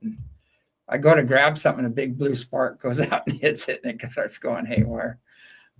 So are you in the transitional? Because I've seen before where I've been able to like kind of project myself. I'm not good at getting out, but I can go from one place to another really quickly. I've learned that part. But it's like they see you'll be like an orb. So when you're saying that you're phasing in and out, are you going from like one state to another? Or are you do you think you're kind of caught between both worlds? Because that's what it is. Well, yeah. Because when you're doing some of the things we do, like Qigong and these practices you do, your frequency goes up, and it's not that hard to phase out. I mean, Bigfoot does it, all these other guys, but it's not that hard. It's not as hard as people think. And the more you meditate and the more you raise your frequencies, you're going to start having these experiences. And it happens here a lot. I don't know I'm doing it. I don't even know I'm doing it. I'll walk up to people and it'll be a group, and I think everything's normal to me because the higher dimensions can see everything on the lower dimensions, but the lower ones can't see up unless you're clairvoyant. And I'll walk up to a group and I go, "Hey, how's it going?" Everybody just screams and jumps out of their shoes. Like, "Where'd you come from?" And I go, "You're all looking at me when I walked up, And it wasn't until I said something they didn't recognize it. I kind of phased back in again, I guess. But that happens here a lot, and it's not as hard as people think, to do that. So somebody who's going down this road, where do you think that they should start? And people are talking about clearings. This is great. So you have resources, right? You have stuff that they can go on and check out, that ECETI.org. Yeah, we have self-mastery and ambassador training classes here. We have herbal classes. We have so many different speakers come here and things like that. And we used to have big conferences, but we stopped doing that because it just was getting too crazy. But what we can, after this shift we're going through, we're going to start having, bigger events. But you can go online to ECETI.org and all those classes are there. Or August 22nd, we're having a self-mastery ambassador training, which we take people from ground zero to the top, to the 13th dimension. And you get to experience the beings who come in, and they let you feel them and experience them. We get photographs of them too. Yeah, you've sent a lot. Like I said, there's a abundance. If anybody's curious about this or any of it, like he has a abundance of pictures and stuff that you can actually put. I mean, it's unbelievable. I've seen. I mean, it's just unbelievable. Those are all taken by guests and masters. Like a Taoist monk came here and got a bunch of those photographs, and so it's like I'm not even in the equation, but I know who they are. I know who the beings are that they photographed, But it's like people go, "Oh, you CGI'd that," and I go, I can answer emails. I mean, just getting on this show was kind of like sketchy for me. What I had to do is go to my email and hit a link, and then I had to put Brave on so it would work, that was tricky, that part. But I'm not a computer person. I'm not.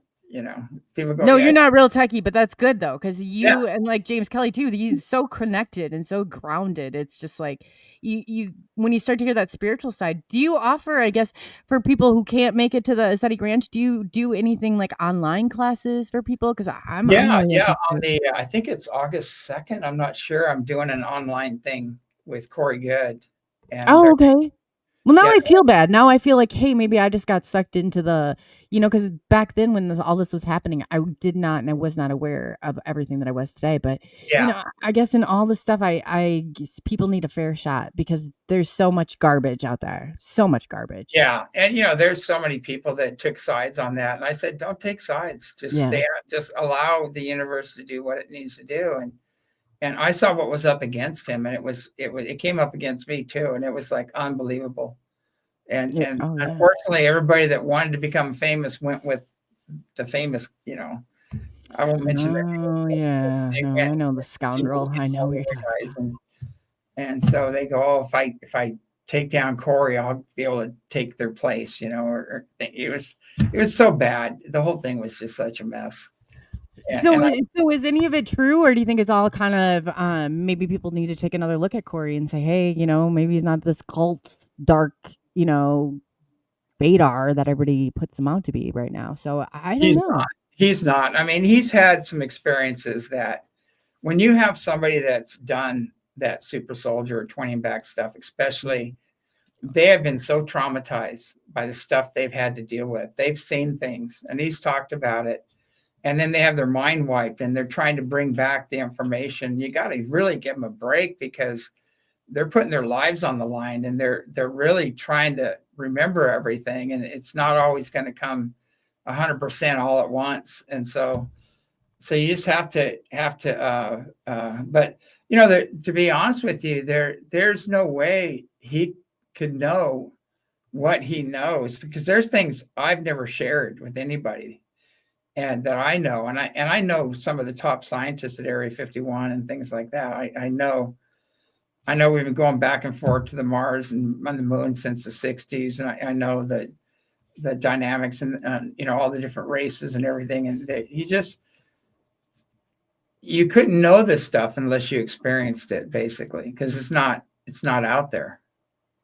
And you know what? That's never been a question with him, because you're right. There are things that, and we've talked about that too, that only experiencers are going to know and understand, somebody who's been through that. But the 20-year and back, that is brutal. You talk to people like Tony Rodriguez and stuff like that, and they're going to tell you, I mean, it's not a perfect life. It's not. It's rough. Yeah. All those guys, it's been really rough, and what's been done to them and everything.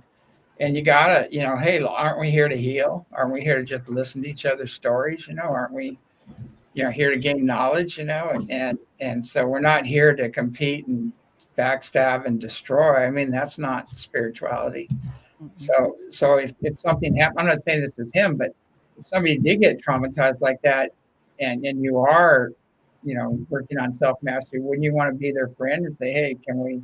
Yeah, you're right. No, you're right. That's a good point. Yeah. I mean, there are some people I know that are just that's crazy. I don't know if you can say that online. I don't get. Oh, yeah, you can say away. I hit every trigger word known to They're man. very traumatized, and they're doing the best. They don't even understand the experience that they had, and so are you going to sit and listen to them and help heal that and bring clarity, or are you going to condemn them? You know.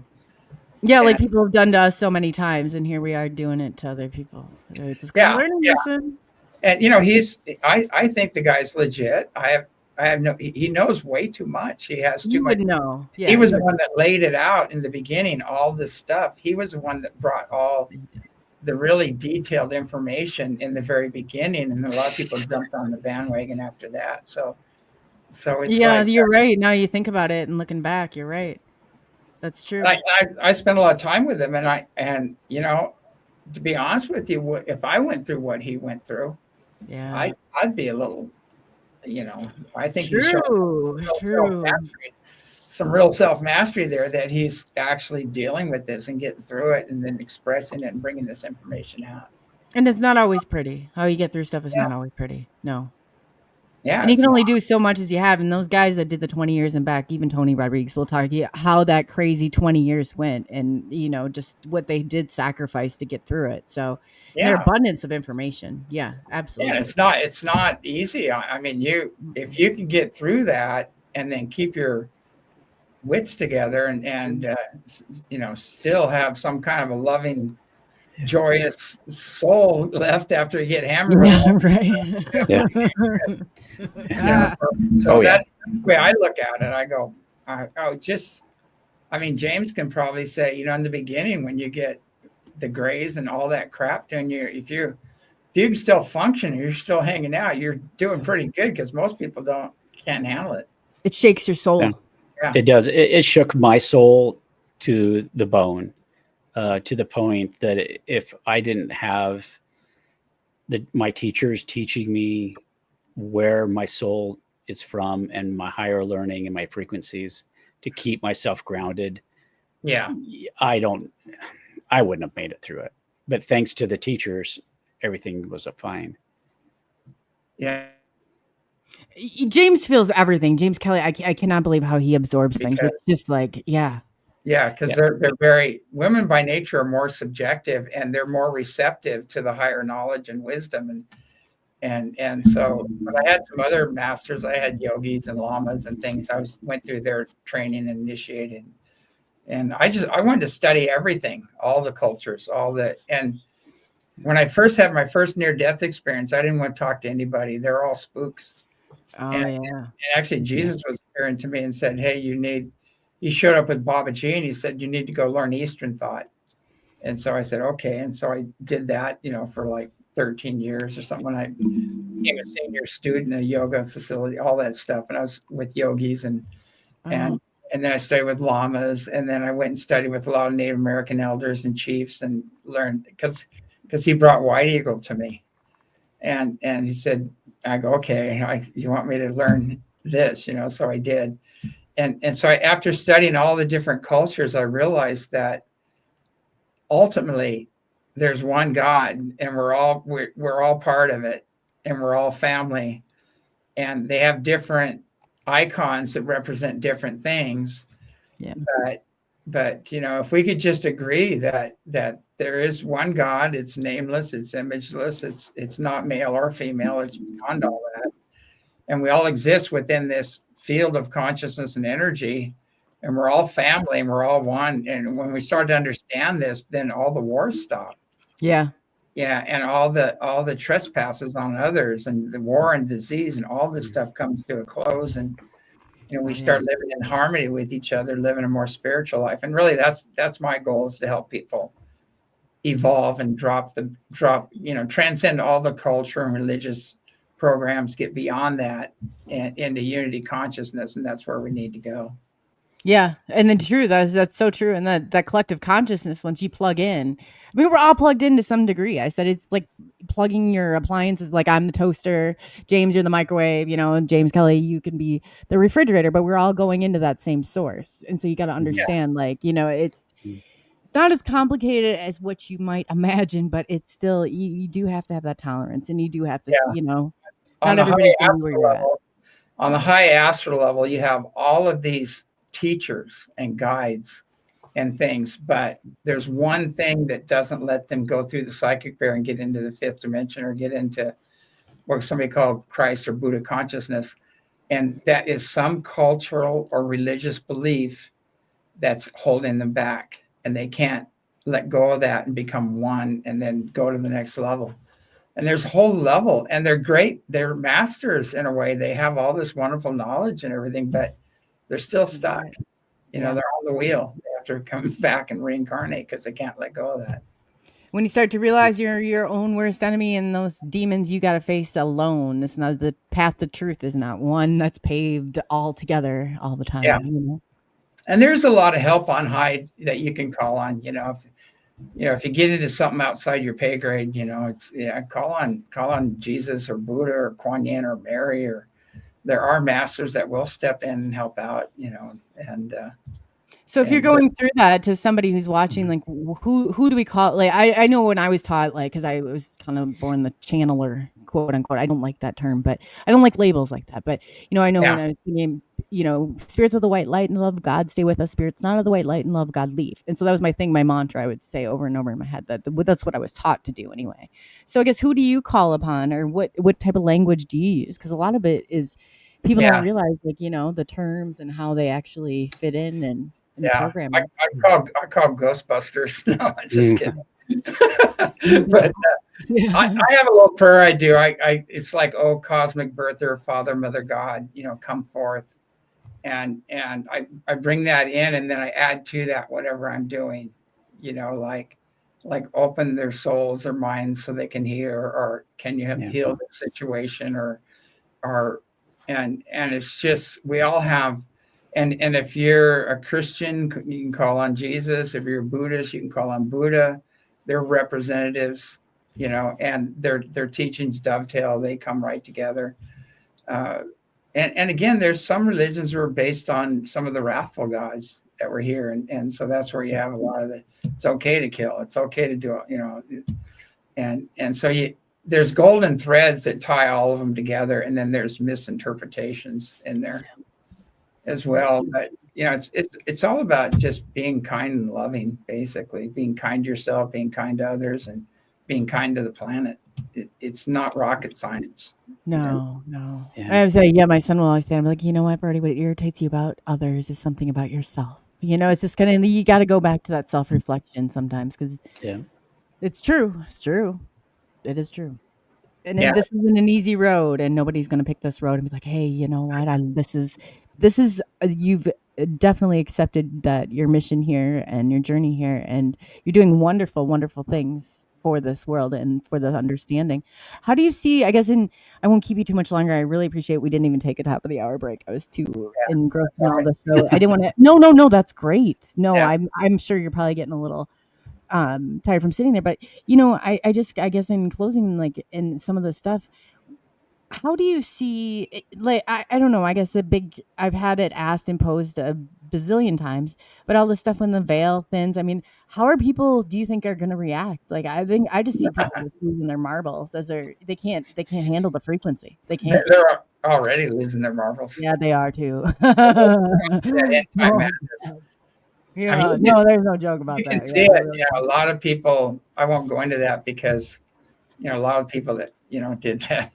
No, yeah. Yeah, they're disconnected and they're not working right. Their minds aren't working. They're not getting enough oxygen to levels and things like that. And so they're like going into zombie world and they're driving and they're crashing and and you see a lot of people are not handling this energy coming in and they're getting all spacey and ungrounded and imbalanced, and you're just going to see a lot of crazy stuff, and people's true nature is going to come out, and they're going to spill the beans on themselves, and everything's being revealed. So it's going to get a little chaotic for a while, and we're going to move through it, I think, pretty quick, pretty fast, and we have to realize not everybody's going to make it. No, there are people not. chosen not to make it, and Yeah. they'll continue. They'll work their stuff out somewhere else. It's all right. You got to But let them have that time. Sometimes it's their time to go, and you just don't understand it. But it's part of your journey too. yeah, we have to set boundaries and get on with our mission. Get on Yeah. with our own unique purpose for being here. Find out what that is. Get on with it, and some of that is to help others. But there's time when you have to just let them do what they need to do, and don't go with them. No, don't let them take you down with the burning ship. You got to know where to disconnect, and that's a part of it too. Is that acceptance? And I try. Like I said, I can make a joke in the worst of the situations, and I know that James, they were talking about Gillian. You do that same thing. Yeah. Oh yeah, it's bad. It really is. And then I was saying the people, I'm like, no, you just don't get it. So you can't get that wrapped up into some of this stuff. Otherwise, you're not going to make it out of here alive. And that's a part of it. I have a joke, and I always say, "Did you hear about the human that thought he was separate from omnipresence?" That's spiritual humor, that they have. Oh yeah, you can't take stuff that serious, like you said. You got to be that kid and play and do in that excitement, because that's where it comes out of. With all the trauma and everything else, it's the only way in. But through your humor and through that childlike having fun, that's your way through. Yeah, because then you see somebody come up to you and they're just going nuts and everything, and I'm going, oh look, I'm seeing God as somebody totally losing it, I'm seeing God as an alcoholic over there, and I'm not getting into judgment, so it's not affecting me, and I'm not hooking into that energy. Yeah. And when you have that stance, it doesn't bother you. You can actually, be a blessing to that situation versus feed it and react to it. So you step out of reactionary mind, you get back into creation mind, and then you start. And then you just choose whether or not you want to participate in it, so. Yeah. Oh, wow. That's fascinating. That is, you just said it like that. You think one mind, but no, you're talking to, that just made a lot of sense. What you just said there. Definitely. Got to get out of that reaction mind. Screaming and hollering and going crazy, and I'll do a clearing and I'll clear the entities out of the situation. All of a sudden they just stop. And they turn and look at you and they smile, and that's not who they are. They just allowed that stuff in, So. Yeah. Sounds like me out there in the public sometimes. I don't have a lot of tolerance, and I've already kind of like did that whole thing. So I go in and it's like the fireworks, but I stopped traveling. I stopped going into town. I just spend a lot of time in nature right now, and because I'll get into trouble. I know, me too. Oh God, for real. The struggle is real. I just, and then I'm like looking back, I'm like, why did you say that? Now we're going to have this talk, it's like that self-talk. Oh yeah. I big mouth. I get myself into that, but teach their own. everybody has their place and everybody's, kind of holding their ground. And that's what we really need. We really do. Wasn't it Denzel Washington or something? He said, "I'm sorry for pissing off your demons," or something like that. Yeah. Please apologize. I mean, for real. Yeah, it's kind of funny when you think about, oh, sorry for pissing off your demons, And people do have stuff come through them and start coming at you and barking at you and everything. Oh yeah, yeah. You can see why they're haywire. Like, Yeah. It's like, man, that's what I always say. I'm like, man, your response and your programming is really, really bad. Yeah. Yeah, you want to go, who's in there? Well, who's talking? Let them out. Yeah, there must be about 12 of you in there, It's just like, for real. I mean, my God. I mean, they're like real. daggers. When you have that kind of reaction in the public, and when you have it happen to you, you're gonna be like, what in the God's name is happening? Yeah, if you could actually see what's happening over all this rioting and all this other stuff, if you actually could see above that, and the beings that are sponsoring that, and they're jumping into people, and you see people just full on possessed, just screaming. That's a multidimensional thing going on there. It's not just what you're seeing in the physical. There's so many layers to that. Yeah, you are too. And then you got to take care of yourself, because you don't need those energy suckers. And a lot of times it's really hard to see in yourself without somebody else like reflection upon it, And being accountable, like Mr. James Gilliland did earlier. You got to accept accountability for your part. It doesn't matter if you think somebody, in every single relationship and every single whatever, you have to accept your accountability in it to move on. Exactly. The chaos is part of the healing. So a lot of the chaos you see is actually everything being revealed, everything coming up for healing. And you just kind of just don't get attached to it. Don't react to it.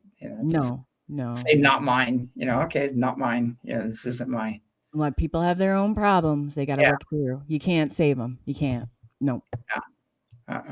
Yeah, and that's too. So yeah, I just wanted to thank you again, and hopefully we excuse me, I just moved this.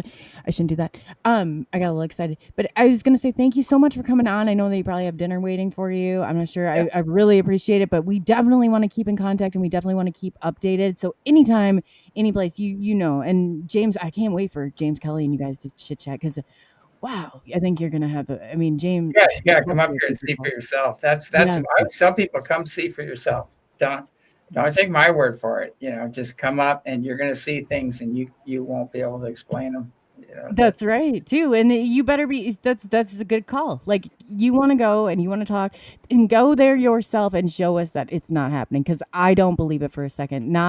You can't, when somebody, that excitement, and when you're hearing people screaming and yelling, and you can hear it on all your videos. Yeah, it's crazy. It's like, there's no fear, because we've prepared the people. There's no fear because we've already done like healing circles, and we've done, a lot of people have gone through the self-mastery, and they're the ones screaming the loudest, like woohoo, and then everybody joins in, and it creates a frequency, and then the ETs are doing dazzle duty up there, and they're bouncing around in their ships, and it's pretty funny. No, that's so, because that's how I was in my neighborhood. I even constructed, they flocked to me, but like a neighborhood watch. But everybody could hear. It was so exciting, and I was out there. I was like, yeah, that's the part of this, the gratification you can have as a human, right there. It's and there's an energy exchange too. If you're sensitive, you get this big heart opening, and you feel the energy when they come in, and I've had people come, and I go, "Do you see the ship?" And they go, "I felt it." Then when it powered up, there's the feeling. Yeah. And you got to be aware. And that's what you said. Two people I've always asked, like, they're like, "Oh, well, what if I think I saw something?" Or I'm like, "How did it make you feel? How did you, from that point on, how did your life change? Were you connected?" It's just so telling on that part of it. It's so important what you just said is how did it make you feel? What did you feel? So that's above everything. You have to go by your feeling. Did it open you up? Did you start you questioning things? Was it a positive experience? Yeah, it's all important, definitely important. But yeah, so we'd like to thank you, and I will tell Mary tomorrow. Mary will be on, and then we got Peter coming on too. So give Mary a big hug. Yeah. So we got exciting stuff. Did you get Peter? Come on. Yeah, he'll be on the 8th. So nice. He's great. No, he's absolutely wonderful, and he's done a lot of work with James Gilliland, so this will be exciting. And to Mary Rodwell, I had no idea that she had been there on the ranch. So I'm Oh gonna yeah. ask her all about it tomorrow. But yeah, she had nothing but absolutely wonderful, wonderful things to say about you, Nice. Yeah, both me of them. too. Both of them. They're like family. He's like my brother from another mother. Peter is. Oh, that's awesome. When we Yeah, get no, it's together, so it's when we get together. I mean, we have everybody laughing so hard in the field, and we get so many ships come in and low, and he's got incredible footage of ships, daytime, physical ships, beings, everything. He's got, amazing. and Yeah, I've been trying to get him really on is. the circuit, and I've been get this guy out, and they just he's too authentic. Oh, that's what we seek here, though. Those people are the ones I'm like, and that's a wonderful thing. And if people don't understand, like, I won't platform anybody, and up until that point, that I do not believe in and I do not trust in. So these people Yeah. are coming and they're bringing everything with evidence. It's something you keep near and dear to your heart, and you just don't want it polluted like Well, that with it's someone else. great that you provide this platform, and the work James is doing too. It's so important that getting the voice out, getting the message out, providing these platforms, because the other platforms are going to implode. They're already imploding, and people are figuring things out. So there has to be something new to take its place. Yeah, and if you're not out there doing the work and, putting the boots to the ground, but, like, I mean, you have to walk the talk. It's not and then what Exactly. I've seen, yeah, and so, like James is saying, he's got all these events, he's got online events, he's got other things, so, go to ECETI.org, and then, James, can you tell them too where they can find you at ECETI, Stargate? You said at most of your other platforms because 'cause you're Yeah, on yeah, we have Rumble. ECETI Stargate on Rumble, on X, on Telegram, and Truth Social. And we also have on BBS Radio, which is a big one, and that goes out to like I think 150 countries, and it's really big, and iHeart and all that stuff. So we're on all that, and that's under As You Wish Talk Radio with BBS. But all the other ones are ECETI Stargate, and so if you just type in ECETI Stargate, you'll see a bunch of So things. how often are you on do your Rumble that's a pretty big show, that you got a really amazing following on there. What, Yeah, every Saturday night, and I go into the chat on Rumble, and I go into the chat and I speak with people yeah, you do. I've been there. I watched it. Wasn't sure if it was every single Saturday or not. So every as you Saturday. said, yeah, eStudy, so it's ECETI, and that's .org, and then you find eCity, ECETI, and then Stargate, at Stargate. Yeah, Stargate. Stargate, and that'll pop up. We have ECETI Stargate TV, which we have, oh God, like major teachers from all over the world, and physicists and Aboriginals and Native Americans and everything. We have their lectures and things on there too. It's called ECETI TV. Oh, that's amazing. Yeah. So anything, I mean, people, the best way to connect, find you on your show every Saturday night on Rumble and all the other platforms. Your show is also on all the streaming platforms. Yeah. They go there, go to the website. He's offering book a trip and see James and show us what you find. I mean, for real, this is an opportunity of the lifetime. And if you don't take it, you're crazy. Yeah. Last night we had the mountain opened up twice and ships coming out, and we had whole fleets over the house. It was crazy. Oh, how exciting. I bet that is so much fun. I just like I'm like, I gotta go. I gotta go. I love watching other people's experience. That's what I get. I really love watching people get all excited and go, "Oh my God, this is real!" And they get validated, and it really helps them in their spiritual journey. That validation is very important. Yeah, It really is, especially in this and holding your ground and stuff like that. Validation is very important. definitely. Definitely. Definitely. Well, we'd like to thank you again, James, for coming on. James Kelly, is there anything that you wanted to ask? What's that? Oh, I was asking James Kelly if there's anything Oh. that he wanted to ask or throw in there I missed with James, the James Gilliland. No. Okay. Well, I would like to thank you again, James, and we'll be talking to you soon. Great. I mean, yeah, excellent, excellent stuff. So we are going to James. Wow, how amazing, huh? Oh, it was This whole awesome. thing. Yeah, he's Yeah, such an amazing person. it's crazy. I wanted to talk to him after, but he's gone. I know him. I think you I guys are don't, really going to connect. I don't know where I know him from, but I know him. And what he said at first says, "You look really familiar to me too." So I think somewhere, Yeah, he did too. He's like, I've seen you on a show maybe, or I've seen you and you've done a ton of podcasts and you've done all that. But it was really, I was able to see it too and witness it. And he's like, no, I like, and then you saying that you recognize him. yeah, I'm really, the both of you, especially being child experiencers, and especially, I mean, how the connection I just saw, like that was cool. That yeah, was absolutely wonderful. And I'm really, you'll have to keep me and everybody up to date on because I just think that you guys are connected somehow. There's something more there. It's cool. yeah. There's something deeper that's actually in that, because I felt him through this whole thing. I could just feel his residence inside of me, and all I felt was pure love. That's all I felt. And so somewhere we have met, whether it's at his ranch or he's on a ship or interdimensionally we've been somewhere else together. I don't know, but yeah, it was great. I'm Well, glad I'm that gonna you. get you his phone number because I know he will absolutely love to hear from you. And too, like, I just think it's so important in your work. I mean, you Yeah, really hold a lot. You really do, and I give you so much credit. You know that, and like you guys, James has an amazing, amazing story, and he's doing something very important with part two of the book. Not just. I mean, part one is very vital and very, very important, but he's going to take on step two and tell you how he made it through all of this and how he survives daily and things you can, yeah, that's $1 million question right there. Where do we go yeah, it is. next? What's the next step? Yeah, you do, because if you don't understand how to deal with it and channel it within yourself to help others, you'll implode. You'll completely implode. So again, James, can you give everybody who didn't maybe catch you in the first part of this, because we did an introductory with James, and James has been on the show, so check out his show. He's absolutely fascinating, and he's got some amazing things. But if people are looking to connect with you, where do they find you? And then can you tell them a little bit about your book and who you are again, and just kind of reiterate some of that, because Yeah. you are an amazing person. I think that you Well, are an amazing person in I'm the not way that that you're amazing, able to. but Oh, I'm just a person.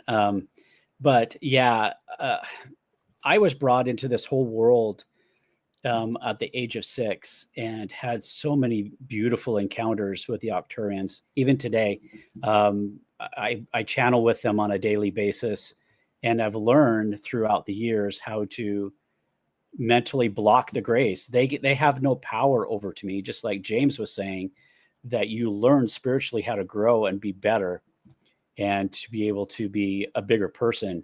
And so I've had them actually come into my rooms, and I've actually pushed them back. So they actually wow. have no power over me anymore. So, and through all these experiences I had throughout my life, I put them all down into a book called Lone Believers. And it's a story of my whole life from the age of 6 to now, and how I've went through all the abductions and all the good times and bad times, and almost dying a few times due to the hands of the Greys, and how I come out the other end successful, and how I've helped so many people understand who they really are and the peace and love that you can channel through yourself. And my other website is taken down. Some reason, I won't say who's doing it, but it's been taken down 4 times. And so my website right now for my book is actually author James Kelly Books. Okay, like .com, or is it all together? Author Yeah, it's JamesKellyBooks.com. author James Kelly Books.com. And you can go there and you can look at the books and you'll be able to do it. And there's links on the webpage to be able to get it through Amazon, and then, they ship it right to you. And, I'm always happy to hear from people that have had an experience or have any questions. I'm really open that you can shoot me an email. It's just author James Kelly's books at gmail.com. And I'm more than happy to chat with you. I'd be really excited to hear some of the things that you're just going through. Oh yeah, and I encourage you guys. This is a real person here. This is a real person, and I always say that, like, you should be able to. Don't be intimidated by somebody. I mean, use your resources. James would love nothing more than to answer some questions, and you can. Yes. You are amazing. Like, you do have so many. I just say, I'm like, man, I don't know if I could do what he does. I don't know. You're Um, so that empathy that you have and that for humanity and how you feel every bump and bruise that anybody else has experienced is like, I'm telling you, I don't know how, I guess for the people out there that are looking for hope, because there's a lot of people out there, they don't know what to do.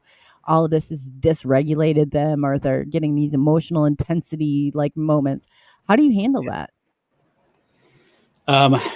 At first, I had a hard time with it because once you're told you're crazy and Oh, yeah. delusional, I mean, it breaks your heart, Oh. and you start Oh. and you cry and you just internalize it until I realized and hung on to my teachings that I was taught by the Octurians.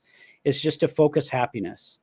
The source or God, whatever you believe in, um, they teach you that you need to love unconditionally everyone.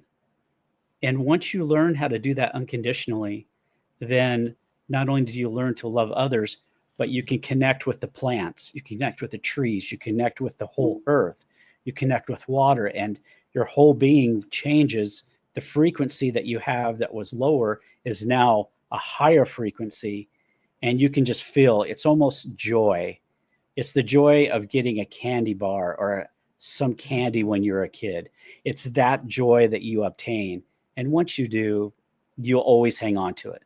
And then you want to share it with others.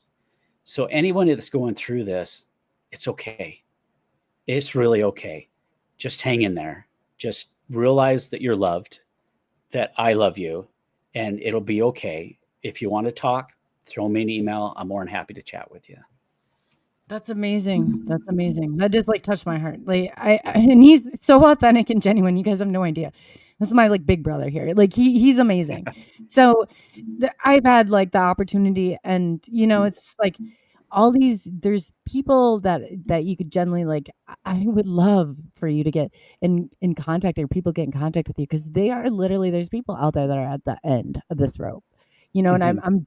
I guess it's not for everybody. I get that, but it's like, man, if you just had a shot, or you understand that there's other people out there that are really Yeah. the real deal and facing it. James Kelly is one of those people. So I definitely Oh, encourage thank you. you. Yes, and then if you wanna get me your links, I can go ahead and I can add those in there after, Okay. because I don't know as if I have your Amazon link on there, or your new website. So I just wanna get that Oh, okay. updated afterwards. So everybody that's looking for it, you can come back in here. I can guarantee you by tomorrow, I will have it up, and I will have his information included. So if you're listening to this down the line, definitely go to the description, because you'll find it in there. So Yes. yes, Well, definitely. and the last thing I can say is just if you feel alone, just take some time, find some frequency music like 432 megahertz or something, and listen to it and meditate. And you'd be surprised when you ask, could you please heal me? Or can you talk to me? What's wrong? You're going to be surprised at the voice that comes into your head. It's not your head, it's the higher beings talking with you. And it's okay. Ask them questions. It's okay. They will answer you. That's what they're there for. They're there to take you to a higher dimensional plane.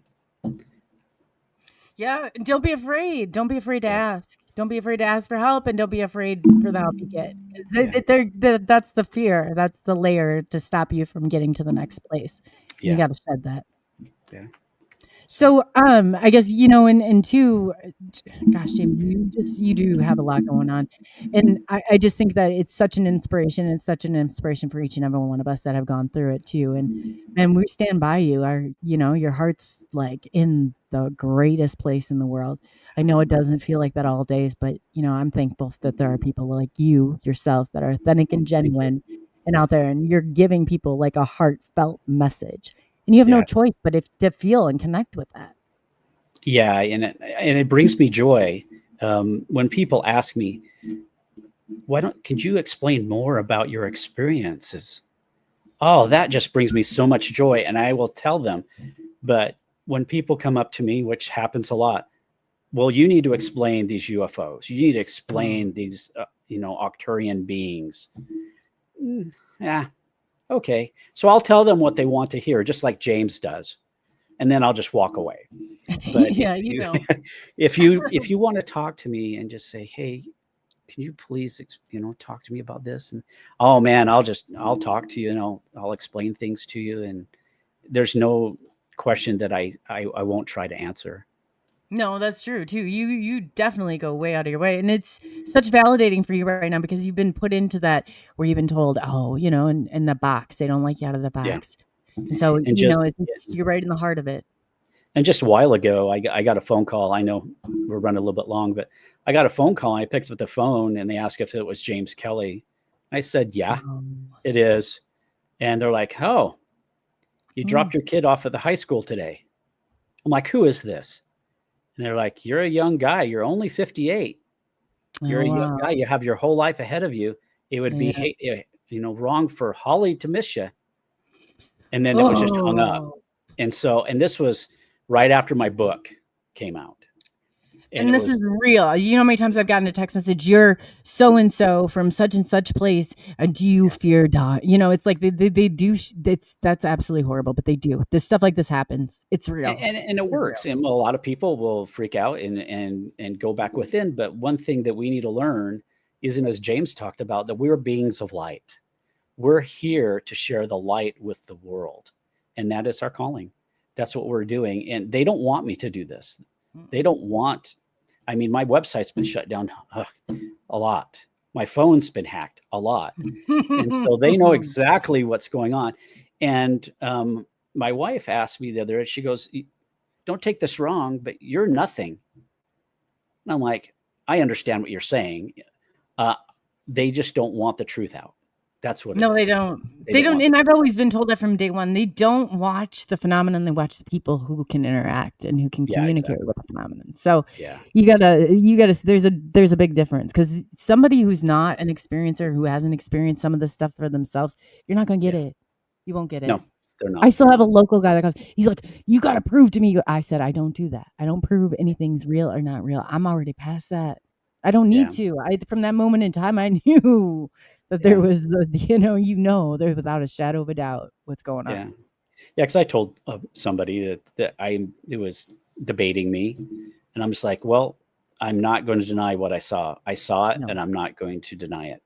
You can say whatever you want, but I know it's real, and so that's how it is. And then they start into the whole, well, they're not real. There's no way they can travel interdimensionally. There's no way, they're too far away. There's no proof we're on Mars. And it's just like, you can't convince anybody. All you can do is love them. Right. And that's what you got to do.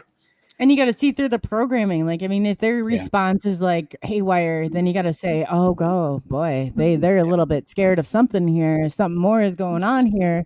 And start really, the whole like, oh, crazy is crazy. It's enough. It really is. It's enough. It is. And just realize who you are. You know who you are in your heart. And that's all. That's good enough. That's all you have to worry about. And don't worry about what other people think. I know it's tough. It was tough for me for a long time, but everybody's going to have their own opinion. And that's all that matters. And then, whatever. Like James was like, find your sanctuary, don't you? When you go out in the backyard by the tree, you always talk about just really connecting, taking your socks off and, connecting with Mother Earth again. Yeah. And I've went through, that's why I really want to talk to James some more, is because I got my master's in herbology from the School of Natural Healing. So I'm really into herbology and things like that. So, but when I go outside, I make it a point just to sit down and I talk to my willow tree. And I went camping the other day with my family. They really wanted to spend some time. And so we went camping. And so in our camp spot, there was a pine tree, and it looks like a couple of kids have just taken a hatchet to it and exposed it. And I walked by him and I started crying. And my wife's like, what's wrong? And I put my hand on the tree and I took her hand and I closed my eyes and she started crying. I said, what do you feel? She goes, it's in pain.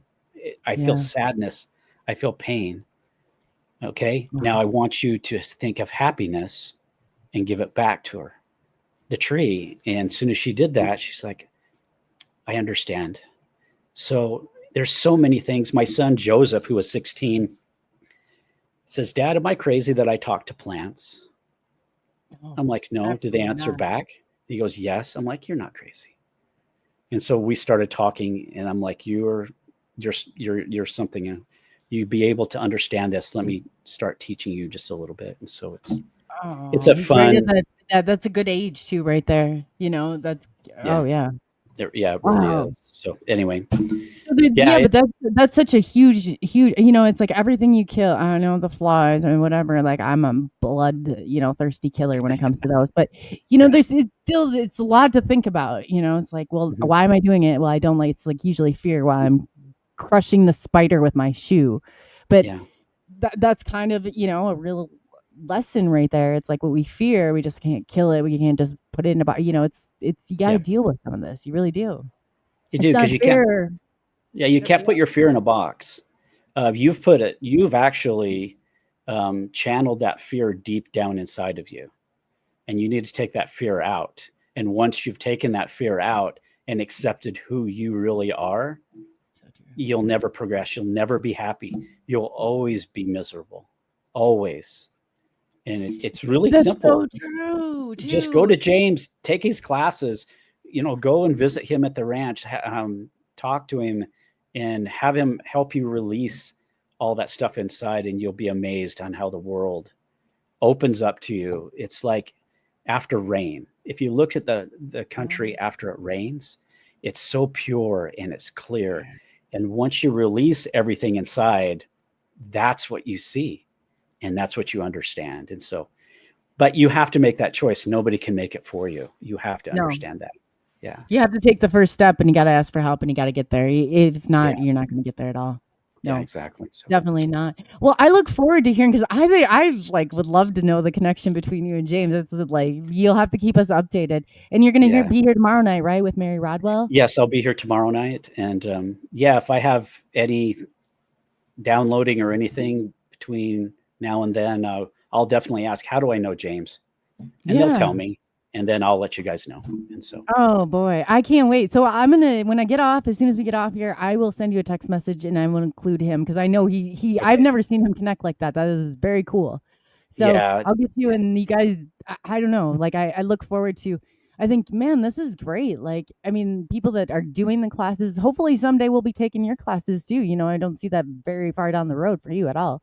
I mean, no, you got a lot go. You're very well versed in all of this. Very well yeah, I versed. just finished my second book, and I'm halfway through my third. So as soon as these books are done, then I will start taking Yeah, and there's teaching only one of classes to him. other. Yeah. Yeah, there's only one of me, and yeah, I'm a very busy guy. So yeah, Yeah, no, he isn't. So I really appreciate your time, James. And like, this all is right. so cool that we're gonna be there.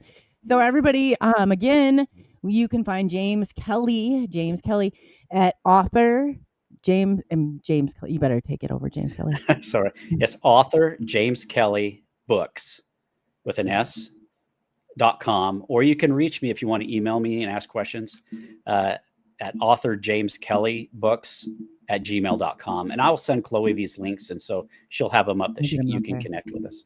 Yes, I know. We'll definitely get them out there. And anybody who has any questions, James is on Facebook. He is on all the platforms. So Yes. reach out, take these opportunities. Like these guys are like more than willing to help you and give you like guidance through this, and that is like golden. All the people that are the monumental people in my life like helped me through and helped me get to the next spot. And that's what James is shooting for. I said, man, we really need a step 2, and he's like, I've already wrote it, already ready to release it. I'm like, man, you're ahead of the game, So I'm very proud of the work that he does. I'm very proud of him and all this because this is not easy on you. This is not easy on you. I know that, and I Yeah. appreciate you. So Oh, yes, no problem. so yeah. Is there any in closing? Is there any last words that you want to say before tomorrow night? We reconvene at 6 p.m. Central Standard Time, 7 p.m. Eastern Standard Time for Mary Rodwell tomorrow, who's Yeah. also been at the Study Ranch. Yeah. Yeah. With everybody that's listening, I just want you to take tomorrow and find some time for yourself and sit and just meditate and let love into your heart. And then if you come back tomorrow, I want to hear what happened. How did True it love. change? Yeah. Yes. So Oh, anyway, I take love care, that. everybody. Take care, and thank you for taking the journey into the unknown with us in X Radio. And we are going to be back to you tomorrow night with Mary Rodwell at 6 p.m. Central Standard Time, 7 p.m. Eastern Standard Time. You don't want to miss out. So James Kelly will be here again tomorrow night. So if you guys, like he said, take him up on the offer, tell us tomorrow in the chat, like what has changed for you, how it's changed in that journey, and reach out, use these resources, use them, but not like use them, but use like, their knowledge and help them guide you through this, because they've been through it. You don't have to go through and face this all alone. There's a lot of us out there, and we're willing to talk, willing to help however we can. James has a very a mission that's not for everyone. It's not for me. No, I'm glad that I don't I don't know if I mean, it's not, it's your mission. It's definitely your mission.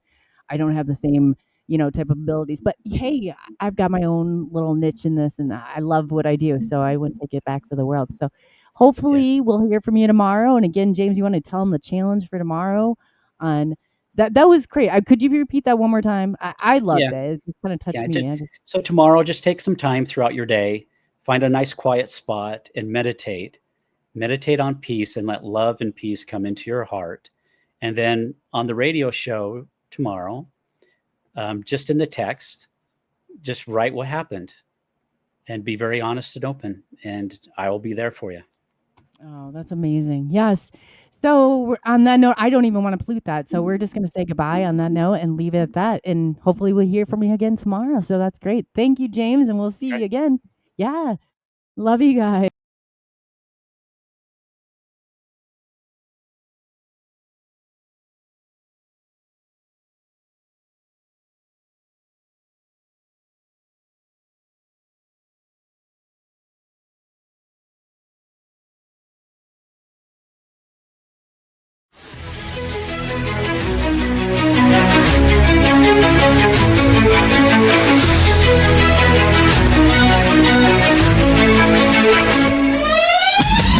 Unraveling the mystery, secrets in the night. We travel through the cosmos, ready for the flight. Together we'll shine, casting shadows aside, in the heart of the rhythm where our dreams collide.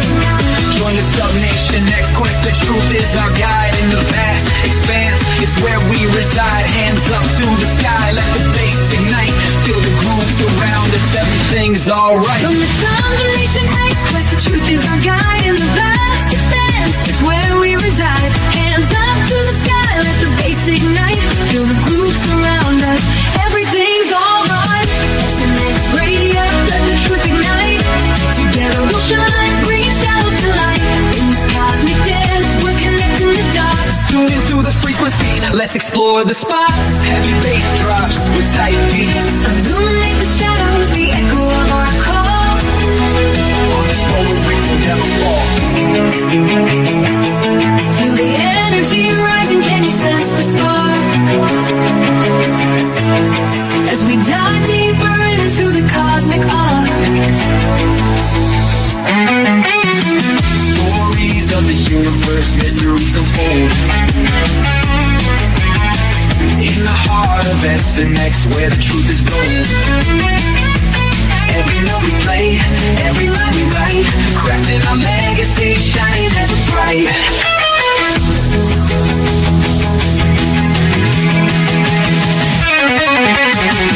SNX Radio, let the truth ignite.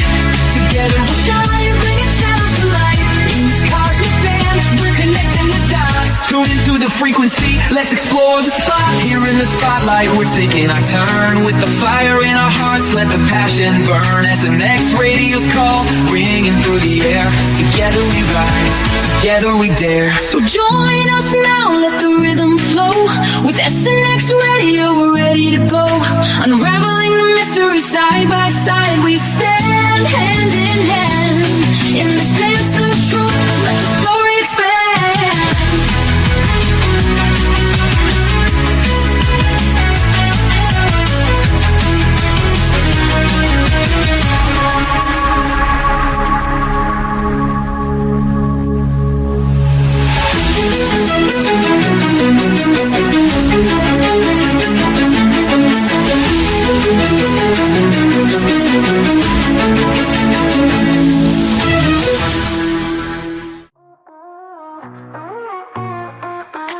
Out in the dark, the stars align. Oh yeah, oh yeah. Signals flashing, a secret sign. Watch whispers, UFOs glide. Mysteries unfold, can't hide, can't hide. Voices in the static calling me, calling me. A cosmic rhythm setting me free. SNS, feel the vibe, let it flow. Connections glowing, don't you know? SNS, light the night, let it show. Cosmic groove, we're ready to go.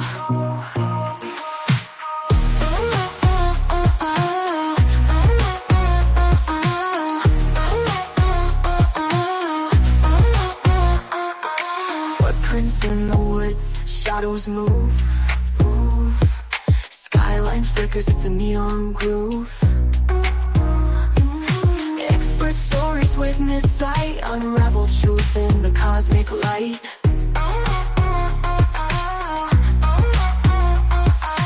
Voices in the static calling me, calling me. A cosmic rhythm setting me free. SNS, feel the vibe, let it flow. Connections glowing, don't you know? SNS, light the night, let it show.